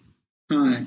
और इसका तुरंत अगर नहीं किया गया तो ये जो सारा मकसद था लिटिगेशन कम करने का, ये सब ठीक बात है, इसमें सब पानी फिर रहा है भाई साहब, बताइए। और देखिए सोचिए, हाई कोर्ट के जज अपनी जगह सही है कि हम AO के लेवल का काम क्यों करें, बट जिसको जो काम करना चाहिए वो तो वही करेगा ना सर। डिपार्टमेंट क्यों अपनी गलती नहीं मानने को तैयार है कि हमसे ये गलत इंफॉर्मेशन डल गई पोर्टल पे और ये इंफॉर्मेशन इसके लिए नहीं थी, तो पर सी मतलब I don't know, and you will not take it otherwise Nagar, you will appreciate, इन्होंने कुछ केस छोड़ भी दिए अपनी इच्छा से। वो आप समझ रहे मैं कहां कह रहा हूं? आई डोंट वांट टू से मोर देन दिस। वो कैसे छोड़ दिए? वो दया, वो इतनी मैग्नानिमिटी कहां से आ गई? मैग्नानिमिटी समझते हैं ना, वो मैग्नानिमस कैसे बन गए? आप हमें पता कैसे बन गए, आपको बताने की जरूरत नहीं है मुझे किसी को, आप सब मेरे से ज्यादा समझदार हैं। तो ये पावर का मिसयूज है यादव।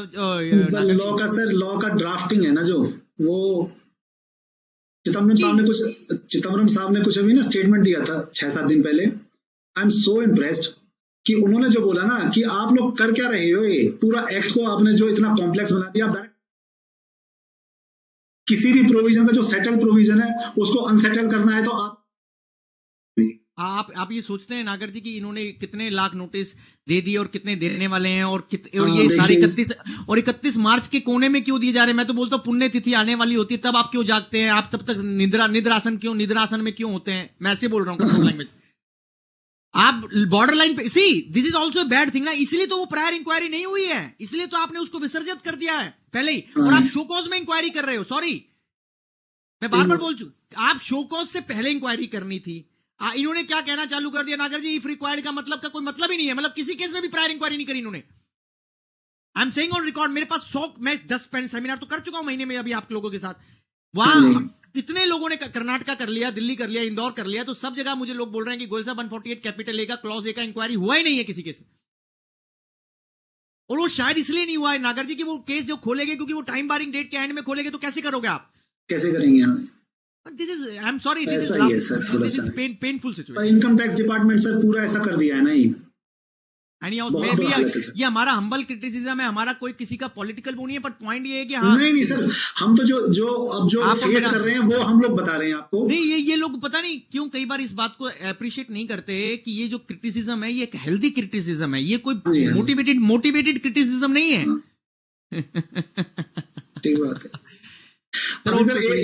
मैं last time I was in Bombay, so I was just discussing some casual thing कि जैसे अभी जो ये अमेंडमेंट आया था in respect of extension of date of order pass under section 143(3), तो भी 30 सितंबर कर दिया फॉर 2021। उसमें एक बैठे थे तो ऑन कैजुअल नोट वो बोलते कि नागर जी इसमें देखो, इन्होंने बिल जो प्रेसिडेंट ने एक्सटेंड दिया that was granted on 31st, but जो ऑफिशियल गजेट आया that was on 1st of April। तो जब तक तो इसको वैलिड मानोगे क्या मानोगे? ये सब क्या है, तू चल मैं आया नीति वाली से काम समझते हैं, तू चल मैं आया सर, आप आगे दौड़ पीछे छोड़। आगे दौड़ पीछे तो ये सब ये सब उसी नीति से काम हो रहा है सर। वरना आप सोचिए कि इतने हायर अथॉरिटीज ने इतने सारे नोटिस की अप्रूवल कैसे दे दी। You just imagine कि principal chief commissioner is giving approval in case this case is opened beyond 3 years, even if the amount is 50 lakh। बताइए, प्रिंसिपल चीफ कमिश्नर हमारे आपके यहाँ के यादव साहब बता रहे हैं, मुझे तो अभी इन्होंने बोला कि गोयल साहब मेरा 8 लाख का अमाउंट डिपॉजिट है 15-16 का, उसका 148 आ गया और 148 भी आ गया। अब वो मुझसे पूछ रहे हैं कि मिस्टर गोयल ये तो रिट में जाना बड़ा महंगा पड़ेगा। बात सही कह रहे हैं, रिट में तो भैया कॉस्ट लगेगी, आपको वकील साहब को देने पड़ेगे पैसे। अब वकील साहब भी क्या करें, वहां 4-5 पेशी लग जाएंगी तो क्या होगा नागर जी। बट कहने का तात्पर्य है कि he is right at his place कि that it is a costly remedy. अब असेसी क्या करे, देखिए इन्होंने उसका कोई मैकेनिज्म भी नहीं दिया कि 148, मैकेनिज्म ये दिया था कि इन्होंने चेक लगाया कि प्रायर अप्रूवल हायर अथॉरिटी की, स्पेसिफाइड अथॉरिटी की होगी। अब वो अथॉरिटी भी अप्रूवल उसको रिचुअल और एम्प्टी रिचुअल और आइडल फॉर्मेलिटी बना दिया पूरे प्रोसेस को। मैं जज साहब को बोल रहा था, it is made an empty ritual and idle formality, and this is a matter of pain sir. और कोई क्वेश्चन है तो बताइए सर आप लोगों का। What is the purpose of the word if required in sub clause 148A subsection A? Kritika जी मैं कई बार बोल चुका हूं, इफ रिक्वायर्ड का मतलब ये नहीं है कि it is absolutely, it is whims and fancies of officer. It is meaning thereby कि अगर किसी इंफॉर्मेशन को आगे ले जाकर उसको इवेल्युएट करना है, डेकोरेट करना है, फर्दर रेनोवेट करना है और उसको आगे एस्केलेट करना है इनकम एस्केपिंग असेसमेंट के 4 तक नागर जी, तो वो इफ रिक्वायर्ड को आप एक मीनिंगफुल संज्ञा देंगे। आप उसको ये नहीं बना देंगे कि उस क्लॉज को रिडंडेंट या ओटीओस कर देंगे। आप समझ रहे हैं, मतलब उसको इतनी मर्यादा से तो पढ़ेंगे ना, इतनी शालीनता से कि साहब उसका मतलब है कि जहां जरूरत है का मतलब क्या हुआ कि जहां आपके पास एक रॉ इंफॉर्मेशन है, रॉ इंफॉर्मेशन समझते हैं, नॉन एक्शनेबल इंफॉर्मेशन है, बेसिक 0 लेवल की इंफॉर्मेशन है, वो उस लेवल की इंफॉर्मेशन नहीं है जिसके बेस पे 148 हो, तो कॉज आए 148 क्लॉज बी का, तो वो इंक्वायरी वहां इफ रिक्वायर्ड का मतलब है करनी पड़ेगी। वहां वो एक अनब्रिडल्ड डिस्क्रिशन नहीं है। अनब्रिडल्ड डिस्क्रिशन का मतलब प्लानरी पावर नहीं है उसके पास। That is my humble point. Can assessee ask what is that information on the basis of which show cause notice is issued? Can assessee ask for reason? 100%. I already said in my seminar also, and I have repeated it, that assessee has all the right to compel the department to give the relied upon material and information which is referred in the show cause notice, because it is humanly impossible नागर जी for any person, अगर आप किसी आदमी को ये कहो कि भैया तेरे को शो कॉज दे रहे हैं पर वो इन्फॉर्मेशन नहीं बता रहे जिसके बेस पे 148 दे रहे हैं, तो कैसे आपको जवाब देगा?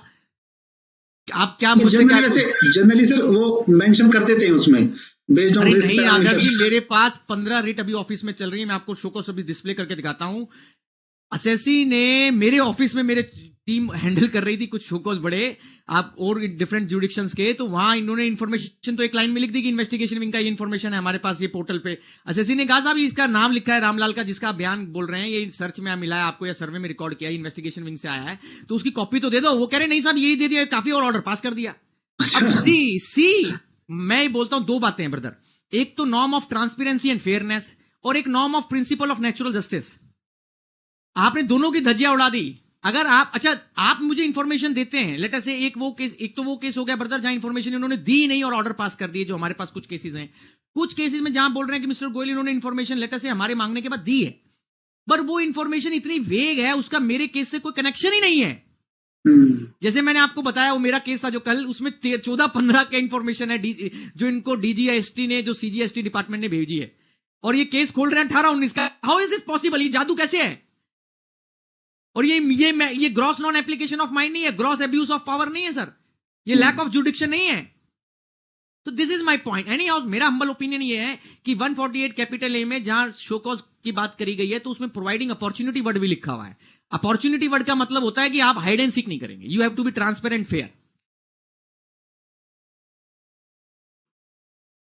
For counting 7 days time, date of issuance of notice or date of reply to be excluded. Kindly guide how to count number of days for submission of reply. देखिए मैडम, ये कठिन सवाल है, ये मैंने इसका रट्टा नहीं मारा भाई। मैं इसको कहूंगा, जैसे कहते हैं ना क्वेश्चन आ जाता है उस राउंड में कि जो आपको ऊपर से, मतलब मैं आपको बता रहा था, इसीलिए मैंने बोला था अपने वक्तव्य के दौरान, और मेरी क्यूरिस्ट बड़े लर्नेड क्यूरिस्ट है जिन्होंने क्वेश्चन पूछा है। वो जो 7 डेज की बात करता है ना, मुझे नागर जी वो फिल्म याद आ जाती है अनिल कपूर साहब की, वो फिल्म थी ना एक 7 दिन, वो 7 दिन। तो इस पूरे प्रोसेस में 7 दिन का बहुत बड़ा रोल है पूरे प्रोसेस के अंदर ऑन नाइटर साइड। तो आप सीखिए उन्होंने कैसे उसको वर्ड किया। वहां बड़ी लूज ड्राफ्टिंग है, वो बात आप बिल्कुल सही कह रहे थे कि वहां ड्राफ्टिंग की कमी है 149 के जो थर्ड प्रोवाइजो में। उसमें ये पता नहीं चलता है कि ये जब 7 दिन ऐड करने की बात कर रहे हैं तो ये कैसे ऐड कर रहे हैं।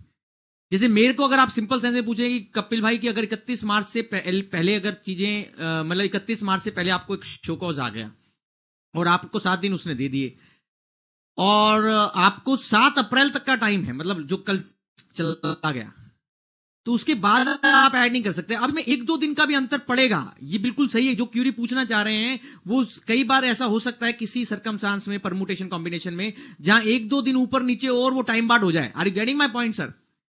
वो कैलकुलेशन आज की स्थिति में मेरे लिए बोलना इसलिए कठिन है क्योंकि वो प्रोवाइजो अभी तक अनचार्टेड टेरिटरी है, थर्ड प्रोवाइजो, और उसकी फ्रेमिंग भी, ड्राफ्टिंग भी बहुत हेल्दी नहीं है, to be honest to the purist. And secondly, in my humble opinion, वो 7 डेज ऐड करने का पर्पज सिर्फ इतना है श्रुतिका जी, कि जिस आदमी को उन्होंने 7 दिन का रिप्लाई करने का टाइम दिया है, वो कह रहे हैं वो जो 3 साल होंगे उसके अंदर वो 7 दिन ऐड हो जाएंगे, 3 year plus 7 days and 6 year plus 7 days. This is their intent broadly speaking. अब कुछ केस ऐसे हो सकते हैं जो आगे आने वाले टाइम में, जब ये 148A का इंटरप्ले और 149 का इंटरप्ले कोर्ट्स के सम्मुख आएगा और इस थर्ड प्रोवाइजो की व्याख्या की जाएगी कि 7 दिन में कौन से दिन ऐड होने चाहिए और कब टाइम बार हो रहा है, तो ये आने वाले टाइम में आपको पता चलेगा। थोड़ा वेट करना पड़ेगा। I made replies. Hello. Ma'am सुन रहा हूं, I am with you. I made replies for few notices under section 148A, in which I found the notice on the basis of 26 AS only. So, is this a valid notice? पहले भी judgements आए हैं श्रुतिका जी, जिसमें लिखा है 26 AS के base पे आप इनकम एस्केपिंग असेसमेंट को चार्ज नहीं लगा सकते हैं, because it is reason to suspect, it is not reason to believe. वो वाली जूरिस्प्रूडेंस जो पुराने वाले 148 में 26 AS के बेस में आई थी मैडम, वो यहां पर न्यू 148 कैपिटल ए में भी चलेगी। उसका रीजन मेरा हम्बल ये है कि सिर्फ 26 AS को देखने से आप information suggesting escapement of income का चार्ज नहीं लगा सकते हैं, ऐसा मेरा हम्बल मानना है। और उसकी मेरी रीजनिंग क्या है कि 26 AS में मैडम आप सोचिए 26 AS कैसे होता है, जो मेरा सामने वाला बंदा है जिसने मेरे साथ ट्रांजैक्शन करी है सो कॉल्ड, वो उसके बेस के ऊपर मेरा 26 AS बनता है श्रुतिका जी। तो अगर मान लीजिए उसने कोई गलत ट्रांजैक्शन नागर जी कर दी, या उसके पार्ट पे कोई गलती हो गई और वो ट्रांजैक्शन हुई नहीं, बाद में रिवर्स हो गई, एक्सेट्रा एक्सेट्रा, या मान लीजिए वो डिस्प्यूटेड है, डिबेटेड है, मान लीजिए वो पैसा मुझे मिलना ही नहीं है, तो आप उसको कैसे मुझे चार्ज कर सकते हैं? Are you getting my point? तो इसलिए 26 AS is not a gospel truth, that is my point. The monetary limit of ₹50 lakh income under section 149(1) is only for 1 year or more than 1 year. It is qua year, madam, per year. What is the responsibility of AO regarding issuing notice to the wrong person? It is issuing, if you address a notice to a non-person, to my mind, you have to take an objection that it is a wrong number dialed. आप समझते हैं right number और wrong number? वो 3 idiots film में एक dialogue था, right number और wrong number, उसी को लगाई। रॉन्ग नंबर डायल कर दिया तो नहीं चलेगा। And this is a jurisdictional notice, it has to be address to the right person. That is the मतलब जिस एसएससी की इनकम एस्केपिंग असेसमेंट आप उसको देंगे, उसको प्रॉपर कैपेसिटी में. We have all 7-6 types of people, person, individual भी हो सकता है, एचयूएफ भी हो सकता है, फर्म भी हो सकती है, एलएलपी भी हो सकती है, कंपनी भी हो सकती है, एओपी भी हो सकता है, बीओआई भी हो सकता है. You have to properly spell out the notice to whom it is issued. 148A notice issued for purchase of immovable property. AO claimed in notice since the assessee is non-filer. The gain on purchase of property has not been brought to tax. How to respond? मैंने आपको बताया कि इनको ये लिखिए कि पहले तो कि रिटर्न फाइलिंग का ना करने का 148A का कोई ऑटोमेटिक नहीं है मैडम. उसके लिए 142 का नोटिस पहले देना था. अगर बिना 142 का नोटिस दिए 148A आ रहा है तो वो गलत है. आप समझ रहे हैं. और ये बात Nagar ji, non filing management system इतना बड़ा सिस्टम बना. आप देखिए, you will appreciate brother, you are practical man, कि आप देखेंगे कि नॉन फाइलिंग मैनेजमेंट सिस्टम में सीबीडी ने कहा कि हम पहले किसी आदमी का सीधा 148 नहीं कर देंगे रिटर्न फाइलिंग जिसने नहीं करी. हम पहले उसको 148 के प्यार से बुलाएंगे और नहीं आएगा तो उसका 144 कर देंगे. अब आप मेरे को सीधा 148 का शो कॉज थोड़ी ना दे सकते हैं इस बात की वजह से कि. और लॉ में आप देखिए बड़ी ब्यूटी, पिछला लॉ जो था 148 का जो प्रीडिसेसर प्रोविजंस थे उसमें 147 के मैंने बोला एक्सप्लेनेशन 2 में एक लिखा हुआ था, क्लॉज था कि जहां रिटर्न फाइलिंग नहीं हुई तो डीम्ड एस्केपमेंट बन जाएगा. बट नए लॉ में कहीं पर भी ऐसा कोई क्लॉज नहीं है कि सिर्फ रिटर्न ना फाइल करने की वजह से आपका ऑटोमेटिक 148A एक्टिवेट हो सके. और तीसरी बात, आपको रिटर्न फाइल करवानी है तो उसके लिए आपके पास प्रोविजन बहुत सारे हैं. उसके लिए 148A is not provision meant to get the return of income. That is my humble opinion. और आप उसके अंदर यही बोलिए कि फिर ये रोविंग इंक्वायरीज के लिए. Ma'am, this notice is, see what is the tenor of this notice now? Tenor of notice is to make a, क्या कहते हैं, विंच हंट क्या बोलते हैं उसको नागर जी, कि वो एक कैरेबियन पे आप चले गए, एडवेंचर कैरेबियन के ऊपर. It is like that. आप बताइए, अरे भैया तुम्हें मेरा रिटर्न मंगाना है तो आप कोई और सेक्शन यूज करिए ना. और आपको मेरे से ज्यादा पता है कि कौन सा सेक्शन यूज होना चाहिए. आप मेरे से क्यों पूछना चाहते हैं कि आप कौन सा सेक्शन यूज कर सकते हैं? I replied to section 148A notice for assessment year 18-19 and requested for 15 days time, which reply was acknowledged by the income tax department over email. Suddenly, in next 4 days, they issued section 148A order stating no reply was given by me.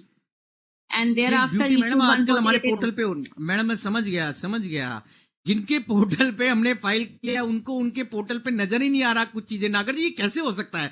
मान लीजिए मैंने portal पे जाकर ई proceeding, Chawla जी कैसे हो रहा है? ये बहुत सारे केस होने लगे हैं जहां हम पोर्टल पे कंप्लायंस करते हैं, वो पोर्टल जिसने बनाया, जिसका है, वो हमें कहता है ये पोर्टल पे नजर नहीं आ रहा. भैया ये कैसे नजर आएगा? इसके लिए कौन सा चश्मा चाहिए आपको? और ये बड़ी दुखद स्थिति है कि आपको हमने रिप्लाई फाइल कर दिया, हमारे पास ई उसमें आ रहा है ई प्रोसीडिंग में, और उसको सामने वाली अथॉरिटी चावला जी डिनाई कर देती है ब्लंटली कि नहीं, मेरे को नहीं दिखा है. अरे भैया ये कैसे हो रहा है? और मेरे पास अभी क्या हुआ नागर जी, केस आया है सीआईटी लेवल का 263 का, जहां एक एसएससी को 263 का शो कॉज प्रिंसिपल सीआईटी ने दिया और उसका रिप्लाई फाइल कर दिया एसएससी ने पोर्टल पे ब्रदर. और उन्होंने उस ऑर्डर में जब फाइनल पास किया तो कहा कि मुझे कोई रिप्लाई नहीं मिला और मेरे को कोई रिप्लाई दिखाई नहीं दे रहा है. ये बहुत रेकरिंग प्रॉब्लम है sir. This is very bad sir. बताइए इसमें एसएससी का क्या कसूर है? अब एसएससी को तो आपने कटघरे में खड़ा कर दिया ना. पहले तो उस पे ओनर्स डाल दिया कि वो उस गलत ऑर्डर को सही करा के लाए. But this is the, I can say, this is the ill effect of this new concept of technology. They have to address it healthily and in a meaningful manner कि हमारे से गलतियां क्यों हो रही है विभाग से. So that's it. I hope I have, sir आप पौना घंटा क्यूरी सेशन चल गया चावला जी. नहीं सर, ये सब आपका अपना जलवा है आपका. मैं थोड़ा सा ना एक्चुअली कल ही 4 दिन के टूर पे गया हुआ था मुंबई, तो कल ही आया मैं, इसलिए ऑफिस आते आते भी लेट हो गया, इसलिए मैं उतनी अटेंशन नहीं दे पाया. फिर मेरी नागर साहब से बात हुई, ये भी इनकम टैक्स की बहुत अच्छी प्रैक्टिस करते हैं, तो आपका नाम बताया तो एकदम बोले भाई मैं भी आता हूँ. मैं क्या आओ पैनल पे. नहीं. नेक्स्ट टाइम श्रुतिका मैडम हम इस तरह से बनाएंगे कि हम 2-3-4 लोगों को ना, जो हमारे डायरेक्ट टैक्स कमेटी के लोग हैं, उनको हम पैनल पे लेंगे. उससे क्या होता है, हमारे स्पीकर को भी अच्छा रहता है, इंटरेक्टिव रहता है वो. Right sir. जैसे मैं बिजी होने के नाते मुझे थोड़ा सा वो होना पड़ा, तो उससे क्या कि स्पीकर का भी वो बना रहता है सिस्टम, और जो हमारे पैनल आपने मेरा मन का बात, आपने बड़े भाई के नाते मोटा भाई के नाते पकड़ लिया. मोटा भाई लिटरल सेंस में नहीं बोल रहा हूँ.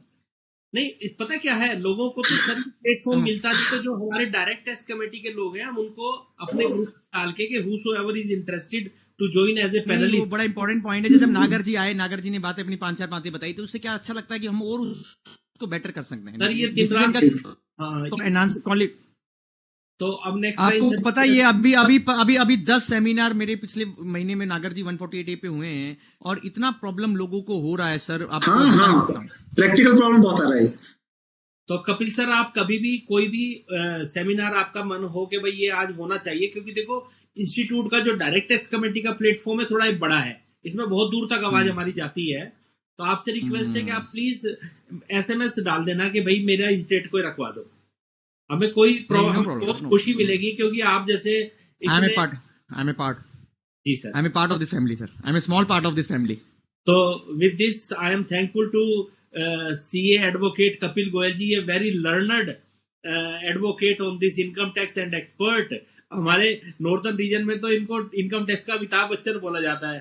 ठीक है सर, रियली मैं सच्ची बता रहा हूँ, गिरीश जी के पैरेलल आपका नाम चलता है। ये नहीं कि भाई गिरीश जी की अपनी विशेषताएं हैं, आपकी अपनी विशेषताएं। So kind of you, sir. So thankful to हमारे CA Sandeep Nagar ji, income tax expert in Delhi और बहुत बड़ी बड़ी कंपनी के कॉर्पोरेट। और संदीप भाई, मैं आपसे भी रिक्वेस्ट करूंगा, आप प्लीज कोई भी टॉपिक आपका हो अच्छा, क्योंकि देखो आप लोग ना एक वैल्यू है हमारे इस प्रोफेशन के लिए और इस सब्जेक्ट के लिए। अब हम चूंकि डायरेक्ट टैक्स कमेटी में, तो हम चाहते हैं कि आपकी प्रैक्टिकल बातें हमारे व्यूअर्स तक पहुंचे, हमारे मेंबर तक पहुंचे। तो आपसे भी रिक्वेस्ट है, जब भी आप पे कन्वीनियंट हो, कोई भी टॉपिक हो, चाहे आप कपिल भाई से के साथ इस तरह से जॉइंटली आ जाना 1-2 बार, जैसे आपको अच्छा लगे तो आप programme banana.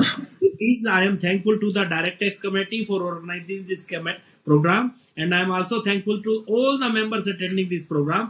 Thank you very much. Thank you, Shrutika. Okay Kapil ji, हाँ, हरे कृष्णा सर, हरे कृष्णा, सीताराम सीताराम सीताराम सीताराम।